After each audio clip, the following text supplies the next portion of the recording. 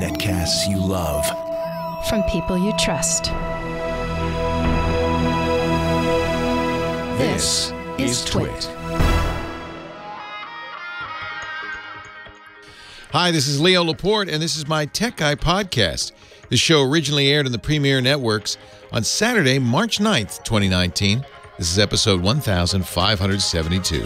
Enjoy. Oh, hello. Well, hey. How are you today? Leo Laporte here, the Tech Guy. Yeah, it's time to talk computers, the internet, home theater, digital photography. We got your smartphones.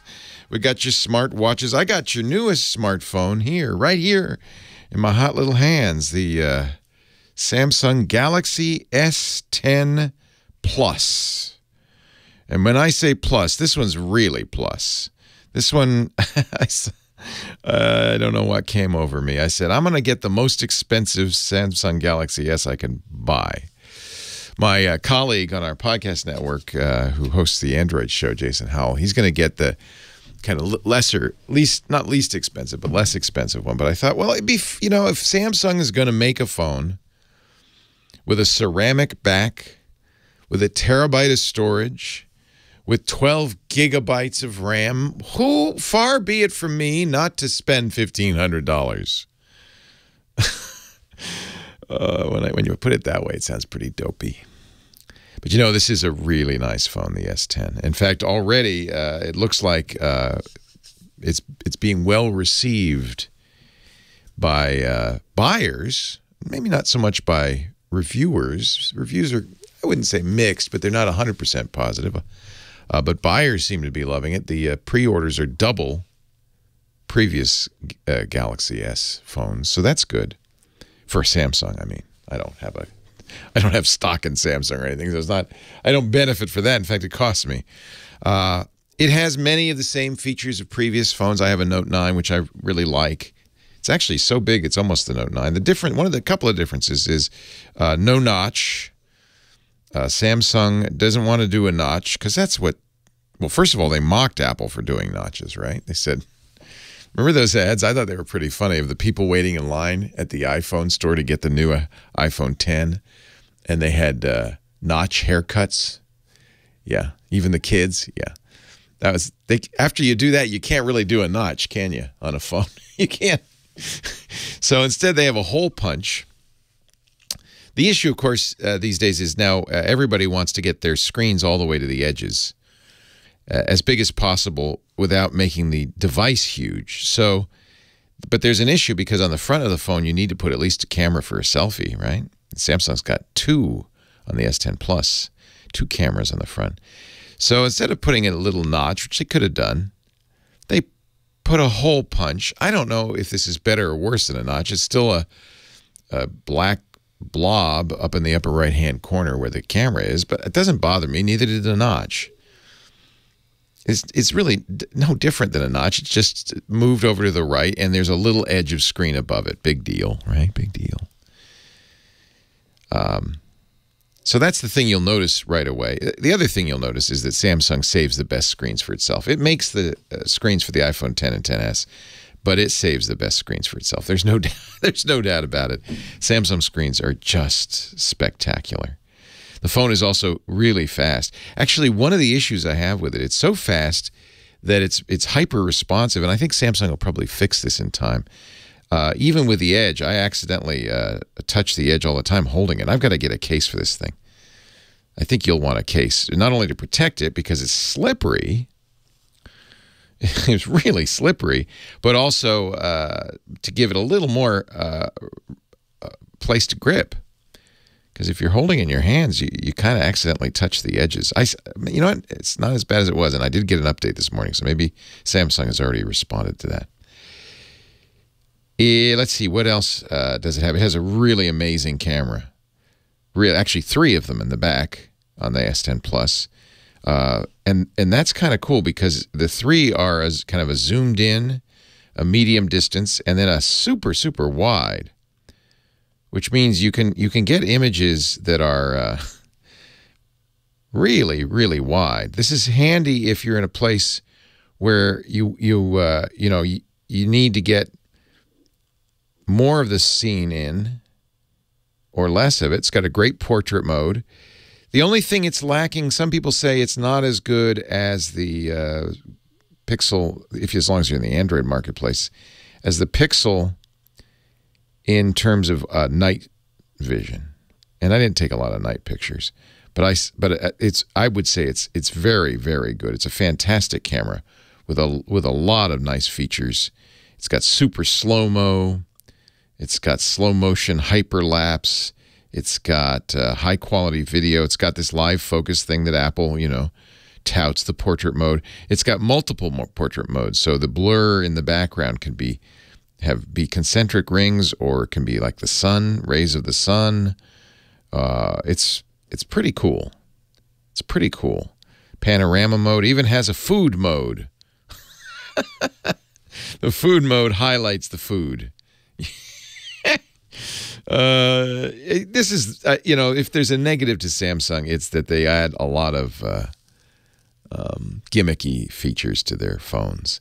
This one's not too bad. They've touched it down, touched it down a little bit. I think it's a very nice device. The Bixby button is still there, but to its credit, Bixby's gotten a lot better and does a lot of things, and it's complementary, I think, to the Google Voice, which is also in there. So now you can say, "Hi, Bixby," or you could say, "Okay, Google," and you can get a lot of different things responding all at once. You can remap the button. I actually remapped the Bixby button just to open my text messages, because I thought, oh, that's actually all I really need is just to open my text messages with a button. That would be kind of handy.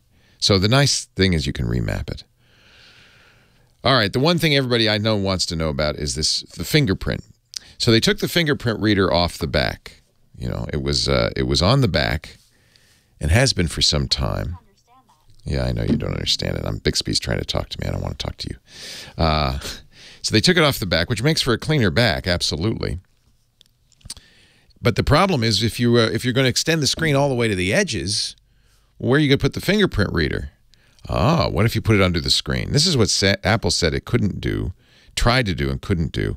Samsung has put instead, so the fingerprint readers on the back are what we call capacitive. They sense changes in conductivity, which is why you can't use a stick. It has to be something a little bit moist, like your finger, to touch, but not too wet. No, just a little bit moist. That's a capacitive sensor. The sensors on other phones, a couple other companies have made through screen sensors that are using light. They're optical. Doesn't work all that well. Samsung's is the first to use an ultrasound. So it puts a little outline where you're supposed to touch it. And what a number of people have noticed, it's not super fast and it's not super accurate. I think some of that is getting used to it, to be honest. I find it fine and as usable as Face ID, but it takes a little getting used to where to put the finger. It's very important to know where to put the finger and a little patience, so that it doesn't unlock right away, but it's good enough, and I think I can live with that. I can live with it. I like a finger ID, and I love it that it's uncluttered.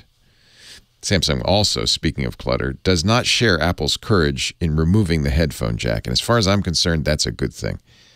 There's still a headphone jack, Type-C charging, and these phones, if you pre-order, and that may be too late to do that now that they're available, but did offer the Samsung Galaxy Buds with this, which are very much like Apple's AirPods. They pair very smoothly and simply, and I think are quite nice. So that's a very quick tour of the phone. One of the things one reviewer said, and I think it's true, is that it's going to take you months to get all the settings just right. As with any Samsung phone, there are settings upon settings. There are so many features in this thing. It is Android 9 Pie, which means it's got all the Pie features like digital well-being. That's great. It also has the new home buttons that you swipe and so forth. That's great. I like that. But Samsung has all sorts of additional things. One thing I think a lot of people miss that I really like, in the sound settings, they have something called adaptive sound. It's way down in the advanced sound. It's kind of buried in the sound settings, the advanced sound settings, sound quality and effects, adapt sound, which will actually adapt the sound to your ears. And it does a little hearing test. You can have multiple profiles for every every pair of headsets or whatever it is that you use. And I have to say, they've had that for some time, and I think that it is a super feature, especially as I get older and deeper. I really like that it will adapt to how my ears work.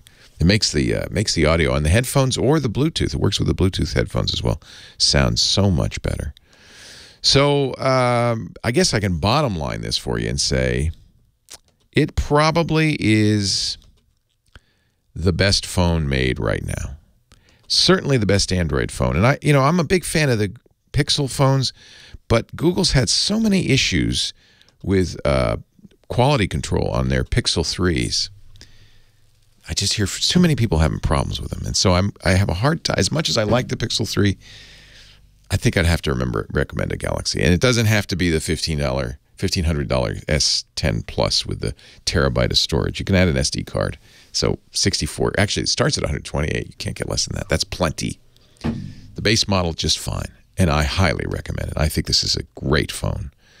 It's not perfect. No phone is. But boy, is it a beautiful phone. If you're an Android inclined, it's absolutely the way I go. And honestly, it makes me kind of use my iPhone less. I carry both an Android and an iOS device. I have the iPhone XS Max, and I'm really gravitating towards the S10 Plus. Very nicely done. Very nice phone.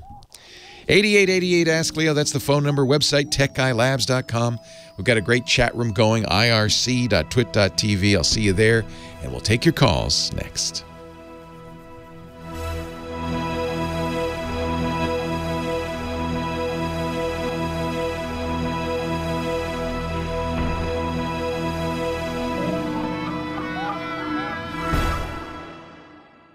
That's Kim Schaffer.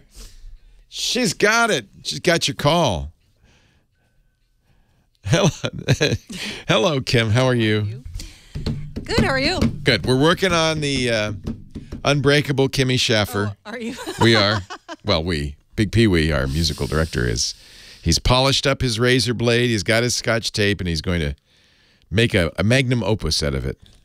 Awesome. Yep. Can't wait to see what he does. But there's nothing wrong with the Godfather of Soul singing your intro. That's nothing wrong with that. Got to go with the greats. You've been answering the phones all morning long, since practically 11.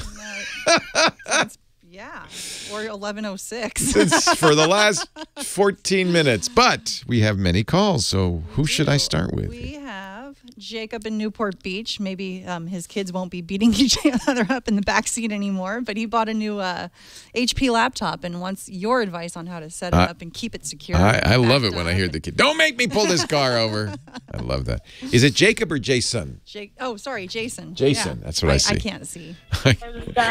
Okay, Jason. Living trust. It's your ears. Right. Okay, turn the radio down. Okay. Huh? Unless your kids are talking about living trusts. Right? Huh? And last time with the Windows 7, I did a disk backup. Yeah. Should I do that? I mean, do I do that again with the 10? Well, you should always back up. Absolutely. But you're not asking that. You're asking, should I back up the whole thing so that I can quickly get going again? And I don't think you need to anymore. Okay. There is a very nice restore function built into Windows 10. In fact, if you hit Windows key and type restore, you'll see it right away. That'll let you reinstall either, keeping your data or deleting your data. You can do a clean install from it because on that HP and all Windows 10 computers, there's a hidden partition that has the install stuff on it. The only time you would want a full disk install, there's two reasons why you might want to do this. One is if the hard drive dies. Then, if it dies, you don't have your backup partition or anything. Now, the good news is you're still not out of luck. If you have another computer, you can go to the internet, download the Microsoft Media Creation Tool with Windows 10 on it. It'll make a bootable USB key. This might be the alternative, is do that right now. So you have a bootable USB key that if you put a new drive in there, or you had to, for some reason, completely format that drive, you could reinstall Windows 10. The second reason, and it's just up to you, what I like to do is, I used to make an image after I had installed Windows and got all the drivers and everything working, and then a second image after I installed all the software I know I'm going to want. I know I'm going to want Microsoft Office or whatever. Install that stuff, and then make an image. And the advantage of having that and having that on a USB key is if you do put a new drive in, you can get it up and running pretty darn quick. You don't have to go through the process of getting all the drivers, installing them, getting the software you always have to have on a Windows machine and installing that. So there's the convenience of that. It's not a crisis, however, if your hard drive dies. You can buy a new hard drive, put it in. Once Windows 10 is installed on that machine or comes with Windows 10, that machine has what Microsoft calls an entitlement. You'll never need a serial number. You just install Windows 10. So, as I said, it's easy to get it. If you felt like, well, I don't have another computer lying around, I don't want to have to go to a friend's to get install media, then just go right now while the machine's still working and download the media creation tool and create a bootable USB key with Windows 10 on it. Everybody should probably have that. The next step up would be to get some... You can actually use Windows Backup to make an image, so you could even do that. Although I like to use imaging software that creates an image that I can very easily get back on. And there are a lot of little programs that'll do something like that. There's Disk Image. I like to use Drive Snapshot from a company called DriveSnapshot.de. Who makes Disk Imager? It's, I think, Terabyte, Terabyte. That's another good one. But they're not free. So, you know, you could use the Windows backup. And you'd be fine there. It is a good idea to have strong backups, and because that's going to get you back up and running fast.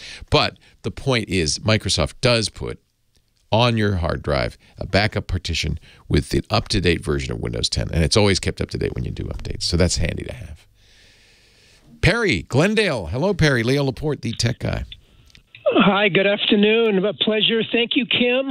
And I have a little bit to unpack here, so I made some notes. And what I've got, I'm a remote employee, and I have Windows 7 Professional, Office Professional 2007, and I've done the updates for both late last year, and I'm having real issues with my Outlook account. It freezes. It won't accept attachments. I am hooked into Gmail through my company, and I have to go online to go ahead and get the attachment. Outlook does that as a security feature. You can go into the Outlook settings and say, I want attachments. Attachments are unsafe. It's one thing I've been saying for 10 years, don't open attachments. So Outlook by default now won't let you go get attachments.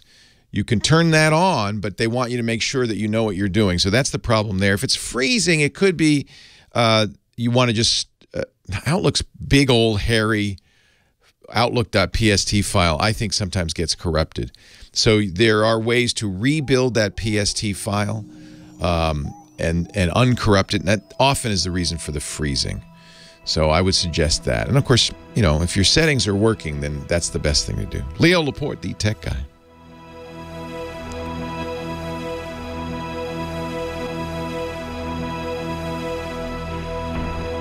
I forgot to tell Kim, Happy International Women's Day. That's right. Happy International Women's Day, woman.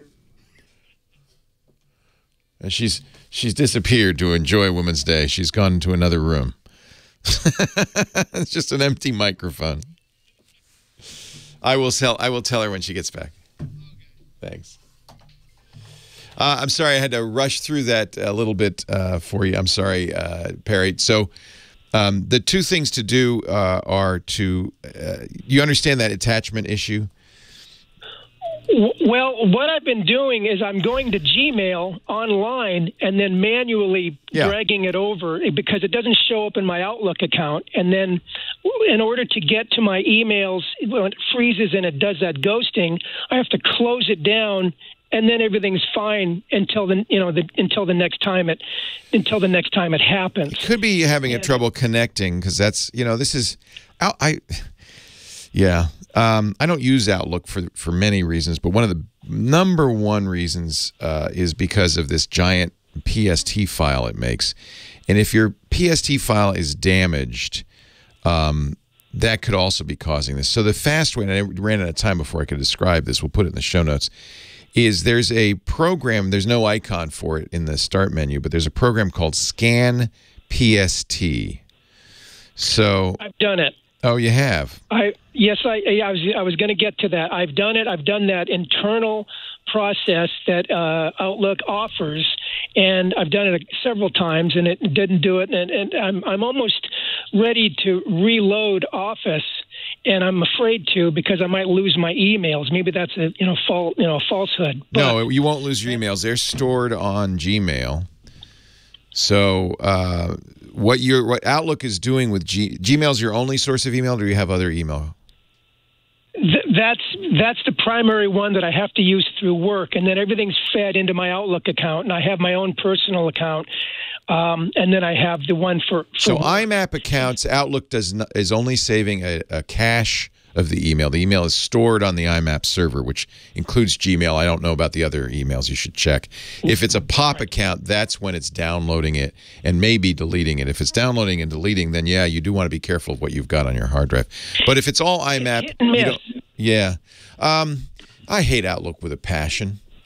I do too. But I understand work makes you use it. Eudora was nice back in the day, but I don't know what to. There's some excellent. There are excellent third-party email clients out there right now. So you don't have to. A lot of people. It's like we had somebody on the show recommending. Was it called Mailbox? I think it was called Mailbox. I use an email program called Clause. There are a lot better email programs, I think, out there than Outlook. The problem with Outlook is, again, this giant PST file, which is just a recipe for disaster. So if you've rebuilt the PST file, the hesitation could be you don't have any other issues on any other program, no other connectivity issues? No. Okay. No, not at all. I mean, sometimes Excel gets kind of cranky, but that's expected because I'm in and out of it all day long with my emails, and so that's my issue. And so I don't think my employer would mind if I went ahead and swapped out. As long as they don't care if you use Outlook, I would try another email program. I think you'd have better results. As long as they don't mind. Sometimes employers do require you to use, Outlook for a variety of reasons. Forgive me. I even thought it was another, maybe the browser I was using. They preferred Chrome, and I even tried Internet Explorer. No issue. No changes. Yeah. Try another. I got to run because I've got Scott here, but I would say try another email program. Bump de bump. He's the hump de bump. He's our Scott Wilkinson, our home theater geek. Hello, Scotty. Hey, Leo, how you doing? I'm very well. Joining us from his TV emporium somewhere in Southern California. So deep in the bowels of Southern California. His 50% gray painted video emporium. Mm-hmm. Scott is an expert on home theater. He's an expert on audio. I was talking about the Galaxy Buds and that Adapt Sound feature. Last week we were talking about people listening too loud on headphones and protecting your hearing. Since my hearing has been damaged, as anybody's is over time as well, just age will do that. Just age. And your low end falls off. I love this Adapt Sound. It makes everything sound better. And they even do an A-B comparison, and you can really tell the difference. Wow, I'll have to check that out. Yeah, almost all the Galaxy phones have it now. It's really? It's just hidden. It's deep within the sound settings. Yeah. Wow. What does it do? Is it like an EQ? Yeah, but it does a sound. The tests that your audiologist does where you raise your left hand, right hand when you hear the tone. It basically does that. It goes through a whole bunch. It does a sound audio test with the headphones that you want to use, and you can have different profiles for each headphone. Mm-hmm. Each different pair of headphones. And and they even have a setting if you don't want to go through all that for over 30, over 40, over 60.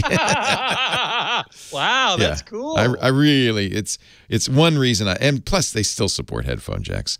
So that's a big reason for going with that. Yeah, I've been an iPhone user for my entire smartphone existence, and I still have an older one that still has a headphone out. Well, that's my mom won't give up her iPhone 6 because she's got a headphone jack and she loves it. Mm-hmm. So, although these days I'm starting to review a lot of Bluetooth headsets, headphones. Oh yeah. Do you have a favorite yet? So far, my favorite is the PSB M4U8. Well, that rolls off the tongue. I know. Who I don't know makes where he got that. A company called PSB. Okay. I never even heard of them. All right. Oh, no, that's a very good company, headed by Paul Barton. Oh, yeah, I know that name. Speaker designer and now a headphone designer. So their Bluetooth, isn't Bluetooth kind of not a good choice for high quality audio compared to wired? It's not the best, no. Yeah. Although the codecs and profiles that are coming out are getting better and better. Yeah. Qualcomm now has aptX is good, isn't it? Exactly. Yeah. Exactly. That's what I was about to mention. Qualcomm aptX, APT capital X. But that has to be supported both by the playback device and by the headphones. Yes, exactly. Yeah. Exactly. Now, will most people care? No. No. But me and audiophiles, people who really care about sound quality, yeah, they care. And still a lot of them scoff at Bluetooth and wireless in general. But, man, it is just so convenient to not have a cable going to your phone. Yeah, yeah. I mean, I really like that. So the Galaxies do support aptX, and they have for some time. So does the PSB M4U8. Oh, okay. It does. And unfortunately, the Galaxy Buds do not. So, but I like it because they have that little. Yeah, you would think they would support. They would support it, but their buds don't. That's weird. Isn't that weird? Yeah. They are nice and comfortable. I mean, I guess they did this because of Apple's AirPods. Do you like AirPods? Do they sound good to you? I have not even tried them. You just don't even want to. I don't even. Waste the time. No. However, though, I will say I am about to start reviewing true wireless earbuds. And when I start doing that, I'll let you know, because then I'm going to start getting way into wireless earbuds. Good. Sure, I'll listen. Very interesting. Yeah, very interesting. I actually am too now that's becoming a thing. I'm sorry, I didn't mean to derail you. What do you want to talk about that's today? Quite all right. I just wanted to mention that I went yesterday and saw Captain Marvel. Oh. In Dolby Vision, in a Dolby Cinema with Dolby Vision high dynamic range, Atmos sound. They did a really good job. The technical aspects of this movie are excellent, really excellent. And that's why you go to movies. That's why I go to movies. Yeah. Other people go for the story, the acting. No. Scott goes to see how the sound and picture are. But that's your job. Yeah, it is. I don't blame you. Although I like superhero movies, I enjoy them, especially Marvel. Although I'm really looking forward to Shazam, which is DC's, I think, relatively first attempt at a really humorous superhero kind of movie. Okay. So I'm looking forward to that. But Captain Marvel is a cultural touchstone, just like Black Panther was. Yeah, because instead in Black Panthers, of course, it was for Africans. Yep. And black people, and this is for women. She's a female superhero. Correct. Yeah. It's Marvel's first solo superhero movie featuring a female. And not in a skin-tight suit. Is a little convoluted. It takes place in the 90s, the mid-90s. Oh, that's a good time period. Which is kind of interesting. And I guess Nick Fury shows up. Nick Fury, Samuel L. Jackson, is the leader of S.H.I.E.L.D. and the Avengers and so on. And he's got hair, and he's got both his eyes. This is meaningless to me, but I'm glad it made you happy. That's all that matters. We learn why he ends up wearing an eye patch, and it's not what you think. Oh, I know why they had to go back to the 90s. Because of the last movie, I can't say, but they had to go back. Okay, right. So let me ask you a question. Sure. Should you see this, if you want to see this in the best possible projection, what are you looking for? Well, I'm looking for Dolby Cinema. Dolby Cinema. I'm writing this down. Right, Dolby Cinema. And that means it'll be high dynamic range. High dynamic range, Atmos sound. And Atmos, which is that sound that not only comes from all around you, it comes from above as well. But above you as well. And there's how many speakers in a Dolby Cinema with Atmos sound? It seems like 20 or something. I mean, there's lots of them. Yeah. Okay. At least a couple dozen. Because they're surrounding you on the sides. There's 5, I think, in front. And there's a bunch overhead. So, yeah. The next best presentation is probably an IMAX, and it's being shown in IMAX. And I found this interesting. I saw a poster at the movie theater yesterday that said 26% more screen, more picture. Well, yes, it's taller, but they had to actually crop the edges, the sides, to fill that. Because it's square. Because it's more square, exactly. So it's not 26% more picture. You're 26% taller. Yeah, they should have said taller. That you're losing information on the side. Okay, you may not know the answer. What is the aspect ratio of Dolby? Well, it depends on how the movie was Not shot. Dolby, of IMAX. Oh, IMAX is 1.9 to 1. And so it's almost 2 to 1. That's correct. Okay. Whereas most widescreen movies, you go to a non-IMAX theater, most movies will be 2.35 to 1. 2.35 to 1. 2.35 to 1. And exactly. our computer screens are 19 to 6. Is that what it is? I think so. I thought it was 16 to 10. Oh, okay. Who knows? I don't know anymore. Yeah, maybe it's 16. You know better than I do. And this is a problem that we have, that content uses different aspect ratios, and yet the screen that we watch it on is fixed. Yeah. Which is why we get the black bars on the top and bottom of a TV when we're watching a widescreen movie on TV. And some people complain about that, and there are ways around it.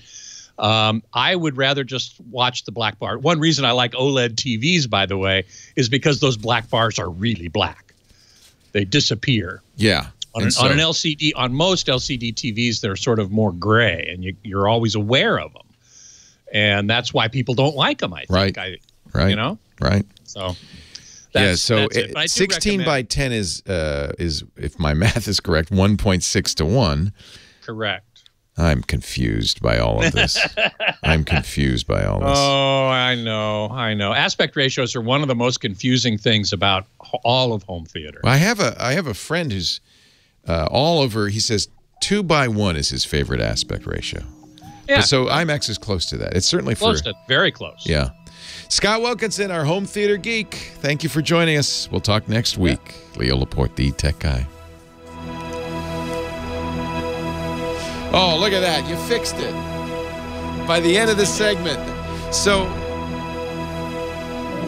did you put a new scan converter in? We changed the output format. This TV apparently doesn't like 1080p. Oh, that had it before. Yeah. That happened before. I was going to suggest whatever it was that happened before. So I've dug up a scaler and changed it back. Jeez Louise. What was the problem? Oh, you don't even want to know. Speaking of aspect ratios, we changed to 1080p, and this TV doesn't like 1080p, so we had to put a scaler in. We can buy a new TV. I officially approve, because frankly, they're $300 to get a. And how old is this thing? Yeah, let's get rid of it. That thing isn't 1080p already? No. Oh, but it might not accept a 1080p signal. It wants I probably, right? It probably wants I. It's old enough. 1080p, and that seems to be fine too. So. Yeah, let's buy a new TV. It's kind of not that good looking anyway. But it's all messed up, and I have to constantly change the. Yeah, I'll make sure it's just set by tomorrow. Oh, don't worry about it. We had this happen before. But I need that scaler back though before the end of the day. So I'll figure something out. He's gonna have to take that scaler back. Well, we're good for now. All right, all yours, Scotty. I give you the helm. I give you the con. Well, thank you so much. Yeah. So anyway, I do recommend Captain Marvel. I think it was a fun movie. If you're going to go see it, go to I recommend a Dolby Cinema, but IMAX is also good. You'll miss some of the side action, but you'll get a taller picture. Is there stuff going on the side you're missing? I didn't think about it. I didn't notice that particularly. No, they must be aware of the fact that it's going to be shown in an IMAX. Correct. And so they shot it with the safeties. Yeah, IMAX safe they shot. Yeah. IMAX safe they shot it, I'm sure. Now, the next big movie coming up that I'm really looking forward to is Avengers Endgame. And according to my research, that was shot entirely at 1.9 aspect ratio with IMAX Alexa Airy cameras. Airy Alexa cameras. Huh. So that one I'm probably going to go see twice. I'm probably going to go see it in a Dolby Cinema and in an IMAX. Yeah, I'm a fan of the Alexa 65s. That's what Roma was shot on, and even in black and white, it looks spectacular. Yeah, yeah. Well, this Alexa also makes IMAX formatted cameras. Oh, interesting. And that's what apparently Endgame was shot entirely with that. Now, of course, there's a lot of CGI in both of these movies and all of these superhero movies. Right. You know, so you when you say it was shot on Well, yeah, kind of. Awful lot of stuff was generated in a computer too. But if the movie was conceptualized, visualized to be in that IMAX ratio, then by all means, go see it there. Because as you know, I'm a big proponent of viewing content as the producer intended. So if it's shot in IMAX, I'm going to go see it in IMAX. Now, IMAX doesn't have as good a dynamic range. Even the laser projectors, the laser theaters. And I do recommend, if you go to IMAX, see if you can find one that's laser. And they do. IMAX is pretty good at this, actually, at advertising or promoting which theaters are laser. They call them laser theaters. And those have better dynamic range than lamp-based projectors. So I definitely recommend seeing it in a laser-based IMAX if you're going to go see IMAX, which I will when the time comes for Avengers Endgame, which is only next month. Good God. Hey, Loquacious, so good to see you here. Glad you're with us. And I will be happy to stick around. Thank you. Talk to you then. You bet. Leo Laporte, the tech guy, 8888. Ask Leo. Back to the phones. Line 2 is Nathan in Spearfish, South Dakota. Hi, Nathan. Hey, Leo. How's it going? It's great. How are you? Doing well. Just enjoying the cold. How cold? Oh, how cold is it? Just out of curiosity. Today, the high is 28. We haven't been above freezing for the past 5 weeks. I don't know if I could take that. Yeah. Yikes. Yeah. The snow's fun, but not when you can't go out and play in it. I mean, I'm sympathetic. It's been really cold here. I think it's almost in the 40s now. So I see you wearing a sweater. I'm very chilly. What can I do for you, Nathan? So I'm kind of wondering if there's any course of action when you discover a company is not protecting your passwords. Oh man, I wish there were. In Europe, there is the GDPR. Right. Put some real onus on companies to be secure, but here in the United States, I mean, I think all you can do is complain and tell the world which company's not protecting your passwords. So I'm a chiropractor, and it's the National Board of Examiners. Oh yeah, you're doing them a favor if you go. I don't know if you have, but go to them and say, guys, you need to hire somebody because Are you covered under HIPAA? I mean, because HIPAA has that's a very strict federal law about patient records, and if that's a good question. I doubt it. I don't know that they maintain much information other than they've got my name, my address, my board scores, right? Yeah, they really ought to protect you. Right, but they don't. They should not have. But it's not patient records. Okay, so it's not HIPAA then. No, but they should hold the same standard, you'd think. I wish we did have a better standard, and there has been conversation about creating some laws here in the United States that would require better security. Companies that, don't follow good security practices are going to get breached. And I mean, in a way now you've told the world everybody should go after if there's any hackers listening, I don't know if your board scores are worth anything, but, they hack because they can.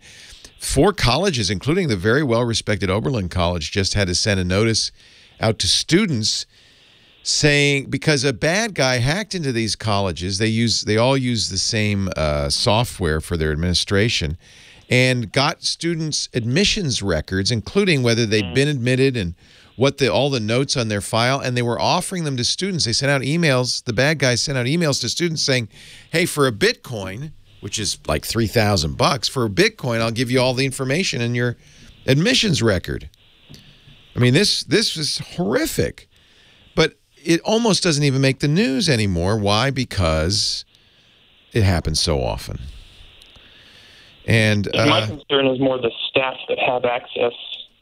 Oh, well, that's another matter entirely.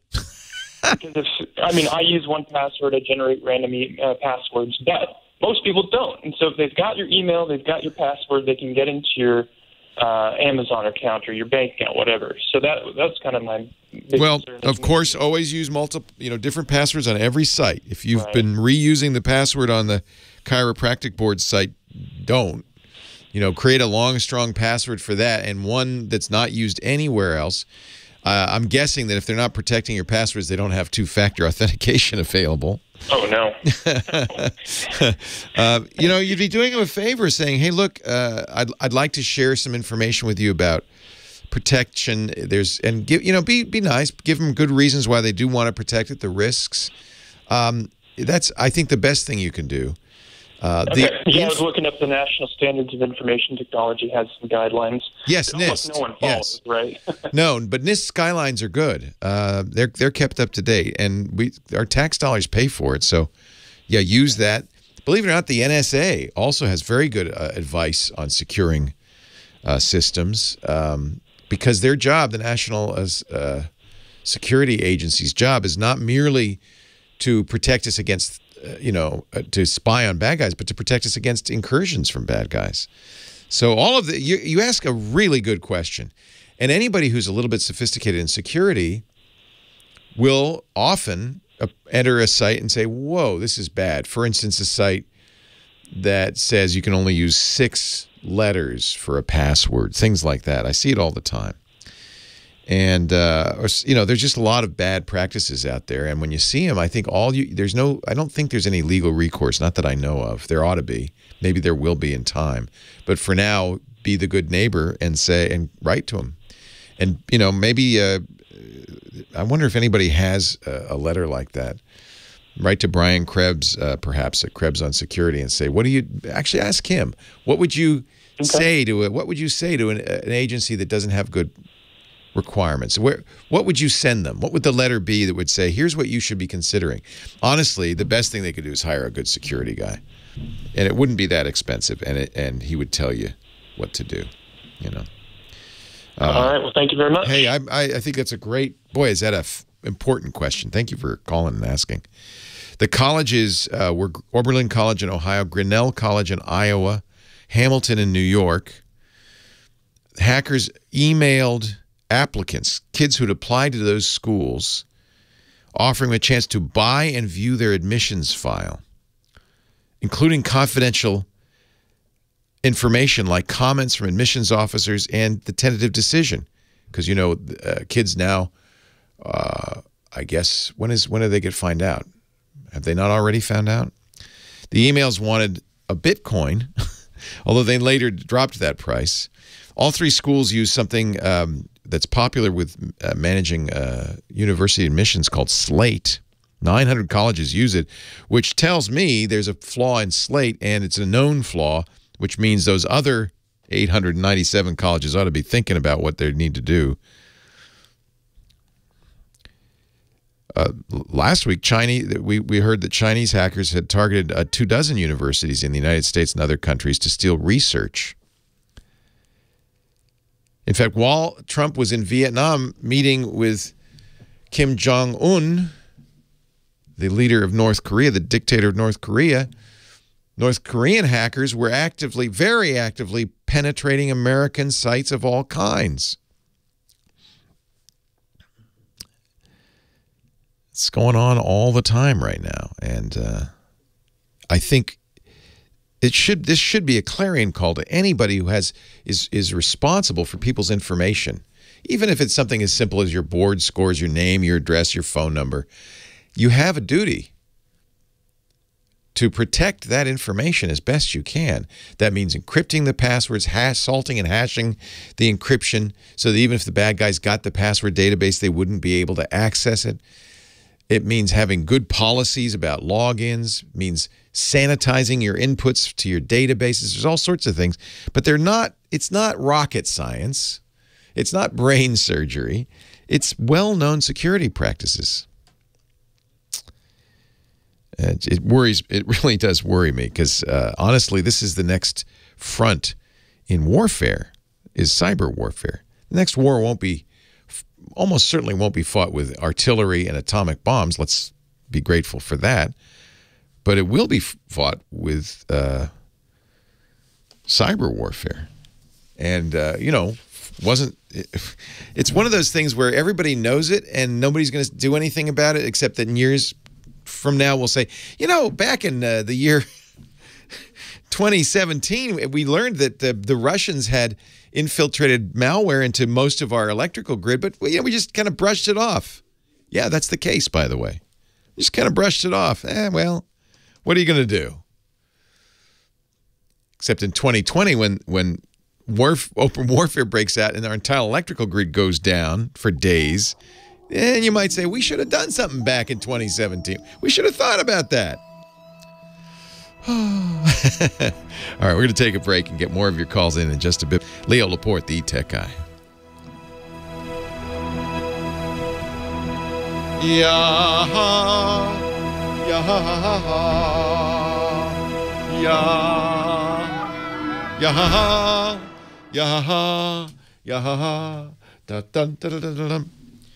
You don't need to worry about the monitor because Scott's just going to be on camera.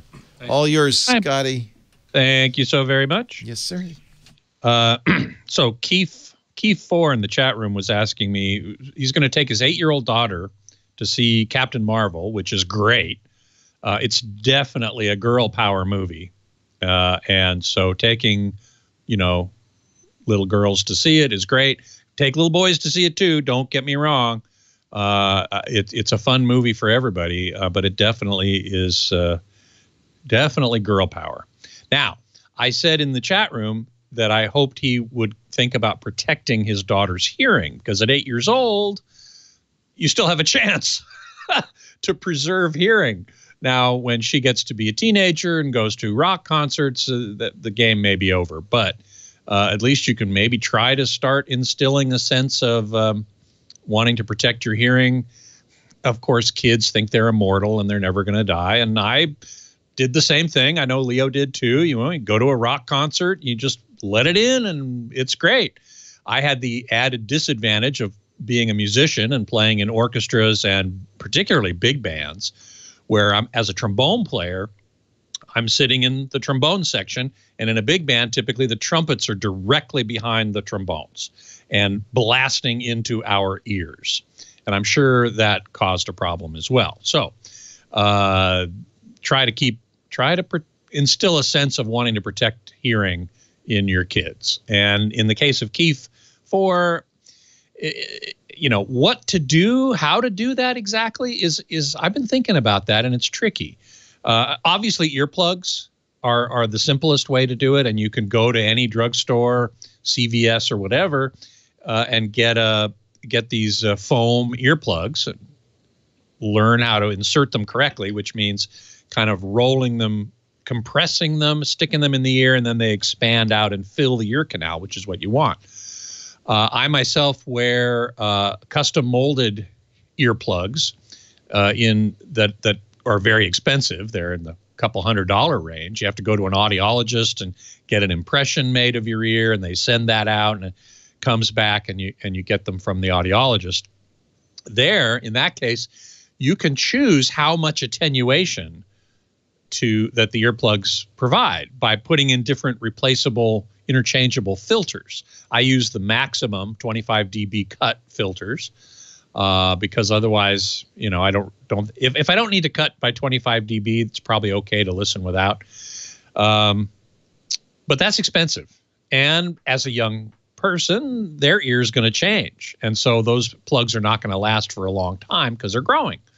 So that may not be the most practical approach. Another thing that I've done that I've actually enjoyed, I thought worked pretty well, is noise-canceling headphones. We were talking about wireless headphones earlier and how I'm now starting to review a lot of wireless Bluetooth headphones, many of which have active noise cancellation, including the PSB M4U8, which I didn't take to the movie last night. And I thought about it as I was sitting there. You know what? I should have brought the PSBs and checked out how well they attenuated things, because I've found that most often they work really, really well. Yes, they're best at attenuating steady state noise. So they're great in airplanes and so on, where you've got this steady state noise that they can deal with. With a movie soundtrack, of course, it's varying, but it still works pretty well. I was surprised, actually, when I did try it.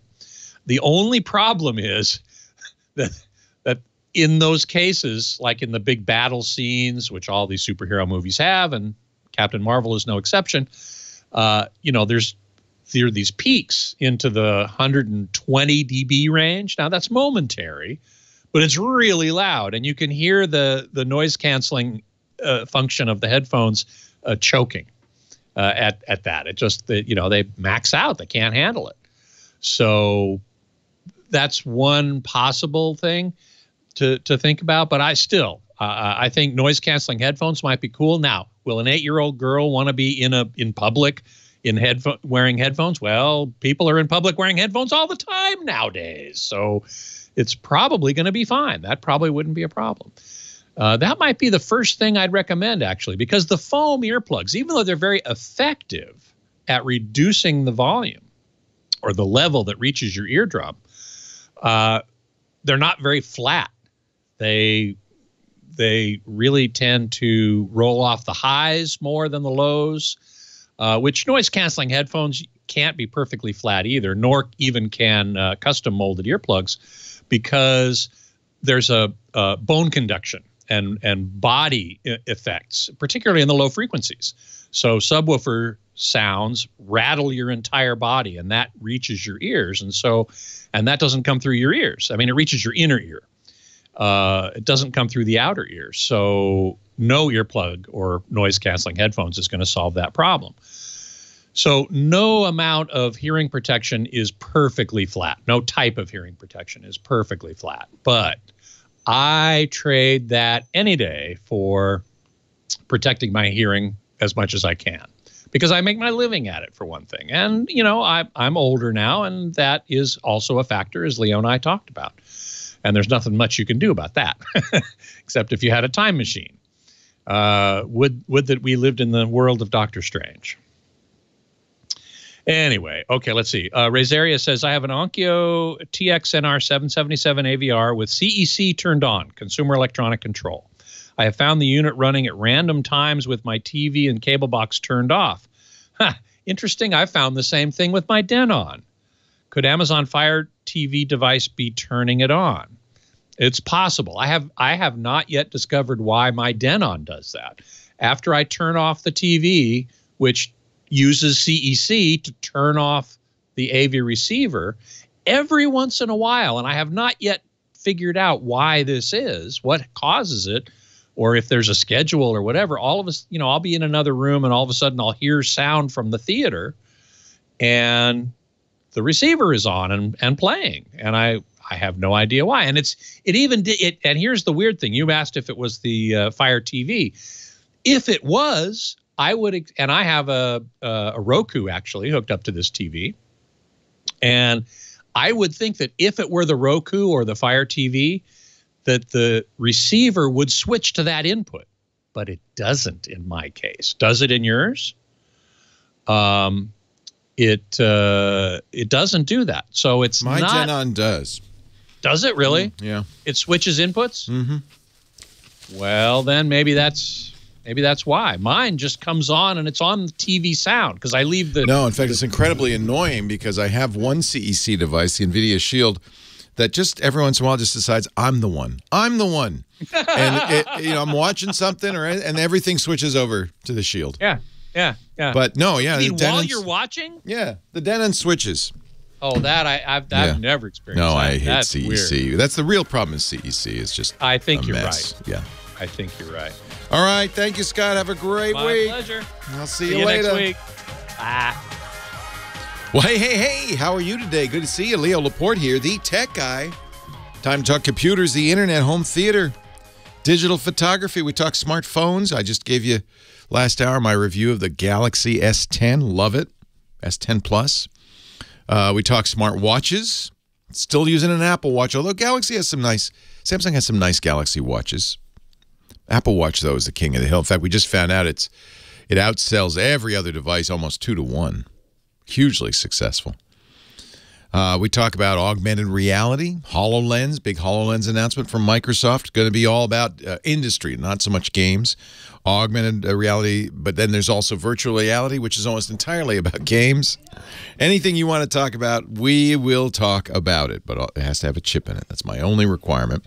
Phone number is 8888-ASK-LEO, 888-827-5536. That's toll-free from anywhere in the U.S., or Canada, outside that area. You can still reach me. It's just you have to use Skype out to make a toll-free call because that's the rules. 8888 Ask Leo. I'm going to withhold judgment a little bit, but I was really gratified to read Mark Zuckerberg's post. Now, if you've been following me, you know that I am no fan of Facebook or Zuckerberg. And I haven't been because, they really seem to not understand why people would want to be private, why they wouldn't want their information sold, why they wouldn't want foreign governments to influence elections and politics. They do all sorts of dumb things and then apologize and then do it again, and I can go on and on and on. In fact, in August, I deactivated my Facebook account, my WhatsApp account, my Instagram account, because they're all owned by Facebook, and my Facebook Messenger account. Deactivated them all. And then Mark Zuckerberg makes a shocking announcement. And it's just, I don't know yet whether he's sincere. I think there's good reason to believe that he is. Essentially, well, he said, frankly, this is Zuckerberg writing on Facebook, we don't currently have a strong reputation for building privacy proactive services. No kidding. And we've historically focused on tools for more open sharing. But we're going to change that.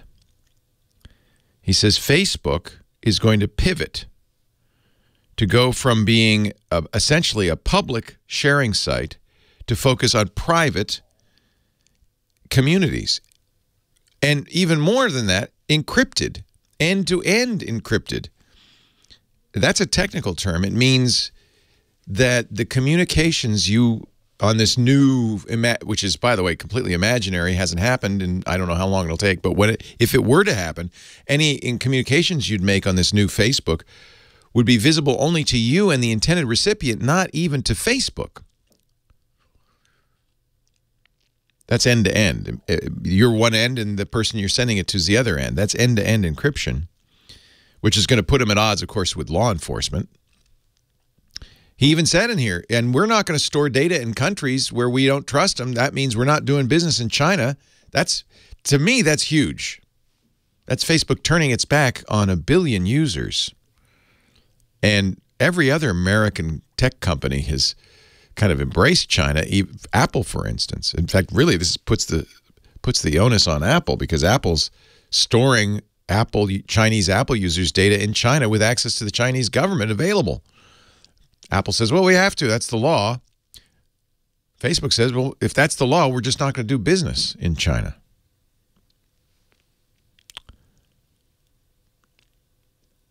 He says Facebook's going to change from being a digital town square to a kind of digital living room where you can expect your discussions to be intimate and secure from outsiders. Oh, and one more thing, ephemeral. He noticed how much the kids, the young people, love the ephemeral messaging on Snapchat, where you send a message and it's gone, poof, like that. It doesn't get preserved forever for future employers to look at and so forth. Now, you understand why Mark might say this and want to do this, because they're in trouble with every government. The U.S. government, the British government, they're all calling him on the carpet. Rightly so. But even more importantly, sharing on Facebook is down by, I think, 25%, and number of users under 25 is dwindling. The future is not bright for Facebook as it currently stands. And in fact, if you go on, I don't know what your experience is, but if you've I went back after, 6 months off, and it was like a wasteland. It was not that interesting.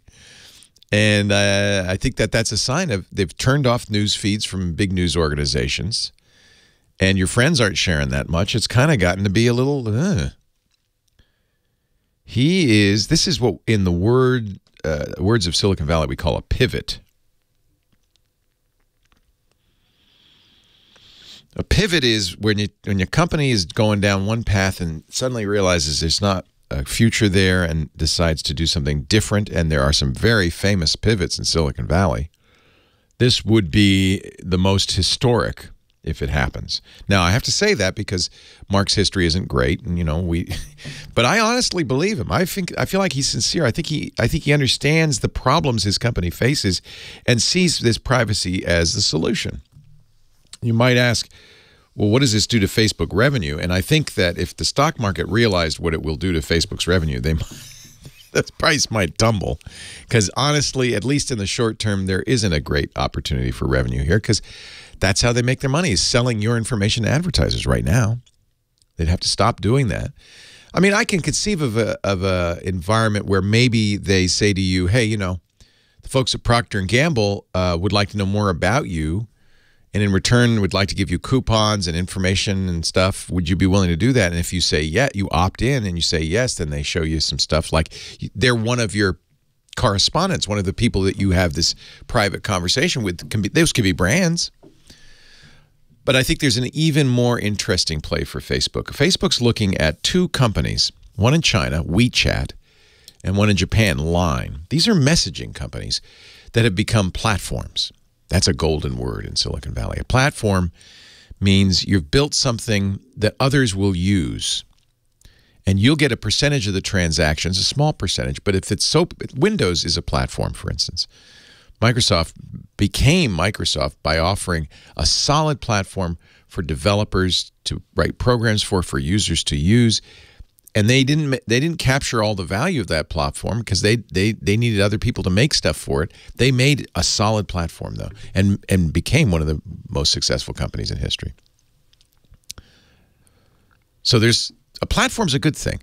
By being a messaging platform, and this is what WeChat and Line are in China and Japan, financial transactions go through them, purchases, when you buy movie tickets, when you order dry cleaning, when you order an Uber, all of that goes through the platform. The platform suddenly becomes, nowadays in this modern mobile world, becomes the way you interact with the world. This potentially could be huge for Facebook. If they make it private, if they become a platform, it's a very different company, a privacy-focused Facebook. Is it possible? Well, I wanted to give him the benefit of that so much I reactivated my Facebook account, my Messenger account. Because I think he needs, I wanted to send a signal to him, and I hope others do, that if you do this, we'll be there. If you build it, we will come. If you don't, Mark, and you don't have a lot of time, you got to start making the move now, then it's bye-bye forever. But I think this is an opportunity, and I want to let Mark Zuckerberg and the Facebook folks know this is a good idea. Do it. End-to-end encryption, private communications, reducing permanence. These are all good things. And oh, by the way, he says it would be interoperable with other stuff too, including text messaging.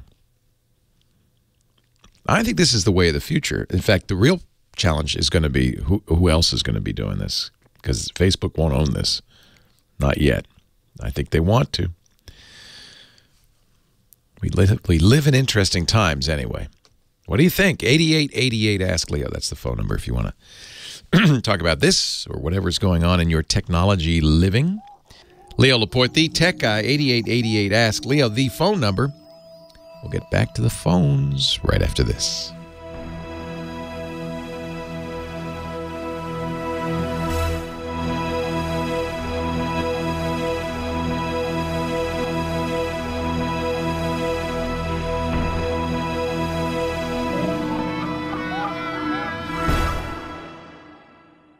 '8888 Ask Leo. On we go with the show. Don in San Juan Capistrano. Hello, Don. Well, hello. Thank you for letting me speak. Of course. I have two questions. LastPass won't respond to me, and I have a Contenta converter for a Kodak photo CD. I'd like your opinion on. I'm not sure when LastPass doesn't respond to you. I'm not sure what that is. Specifically, I used they froze my account because they said they found my master password elsewhere. Ooh, that's not good. No, I agree, but attempts to contact them since then have proved fruitless. I've used the contact tab, which is buried 4 or 5 levels down in their website with no response. I'm wondering if you might have a way. I can help you. Send me a email, leo@leoville.com, and I will make sure you get to. In fact, I was just talking to the CTO at LastPass on Wednesday, and they're great people. And, of course, they'll fix this for you, and I'll make sure it gets fixed. So just email leo@leoville.com, and I'll help you on that one. Now, let's talk about the Contenta converter. Tell me about that. What is that software?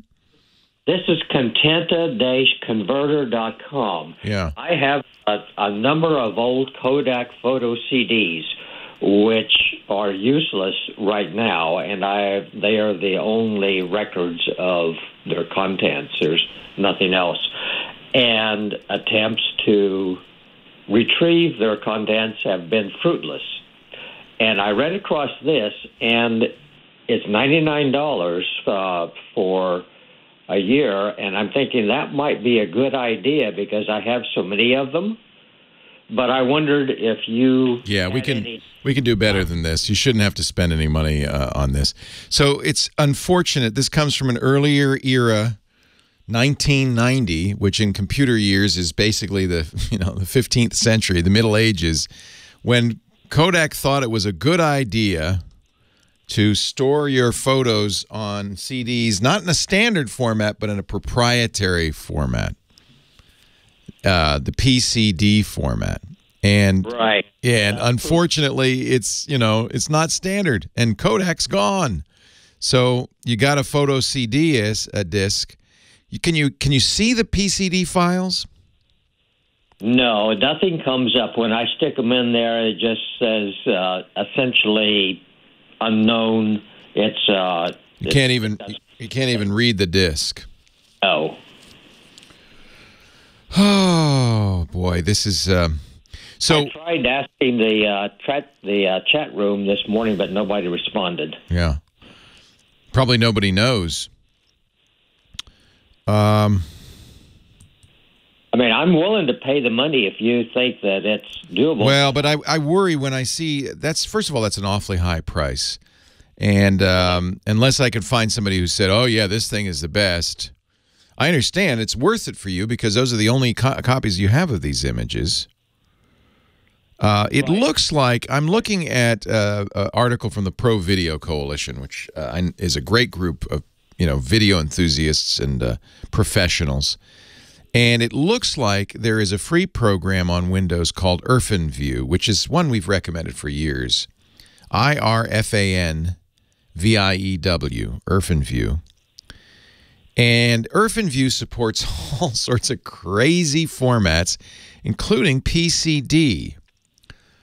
So if you could see the files, you could open them with IrfanView. However, I'm a little concerned that you can't see what's on the disk. I'm not. Yeah, they don't show any evidence of disk rot, and they've been stored under proper conditions.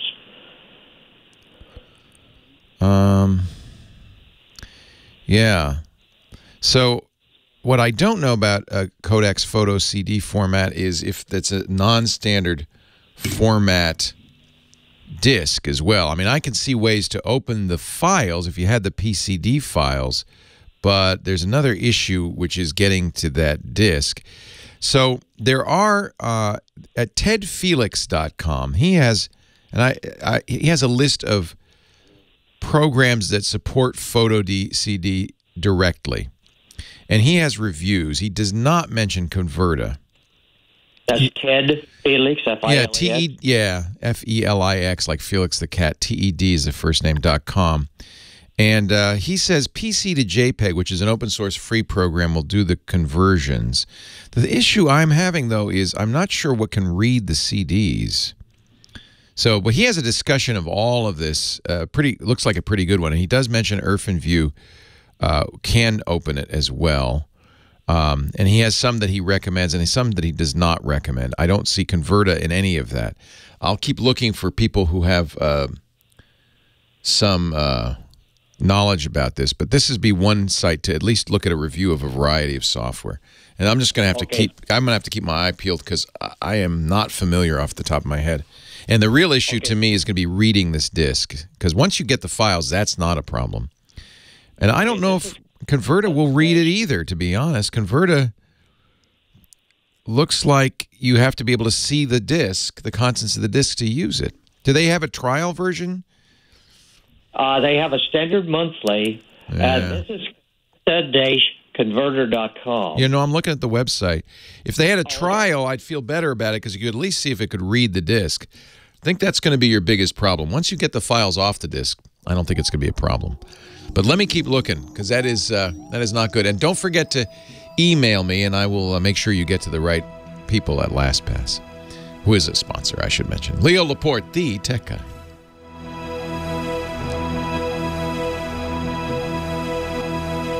So this is a question, is what format is the photo CDs in? Let me see here if I can find that. Because if it's not a standard CD, that's a bigger issue. Photo CD. System designed by Kodak for digitizing and saving photos. The discs were designed to hold nearly 100, count them, high-quality images, scanned prints and slides, proprietary coding. Okay, so photo CDs are a standard. They're beige books, so that means there are CD-ROM XA and CDI bridge specifications. So they were designed to play on CDI players, that CD interactive format, which also died out, and any computer with suitable software. LaserSoft's Imaging Silverfast DC, for instance. Okay, so yeah, it's a two-pronger. One, you got to find a way to read beige book PCD discs. Oh, thank you, Kodak. 1990.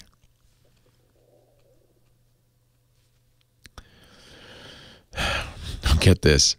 The project was expected to be a $600 million business by 1997, with $100 million in operational earnings. They had partnerships with LL Bean. They wanted to put their catalog out in photo CD. Silicon Graphics. Apple supported it in their CD-ROM reader. Wow.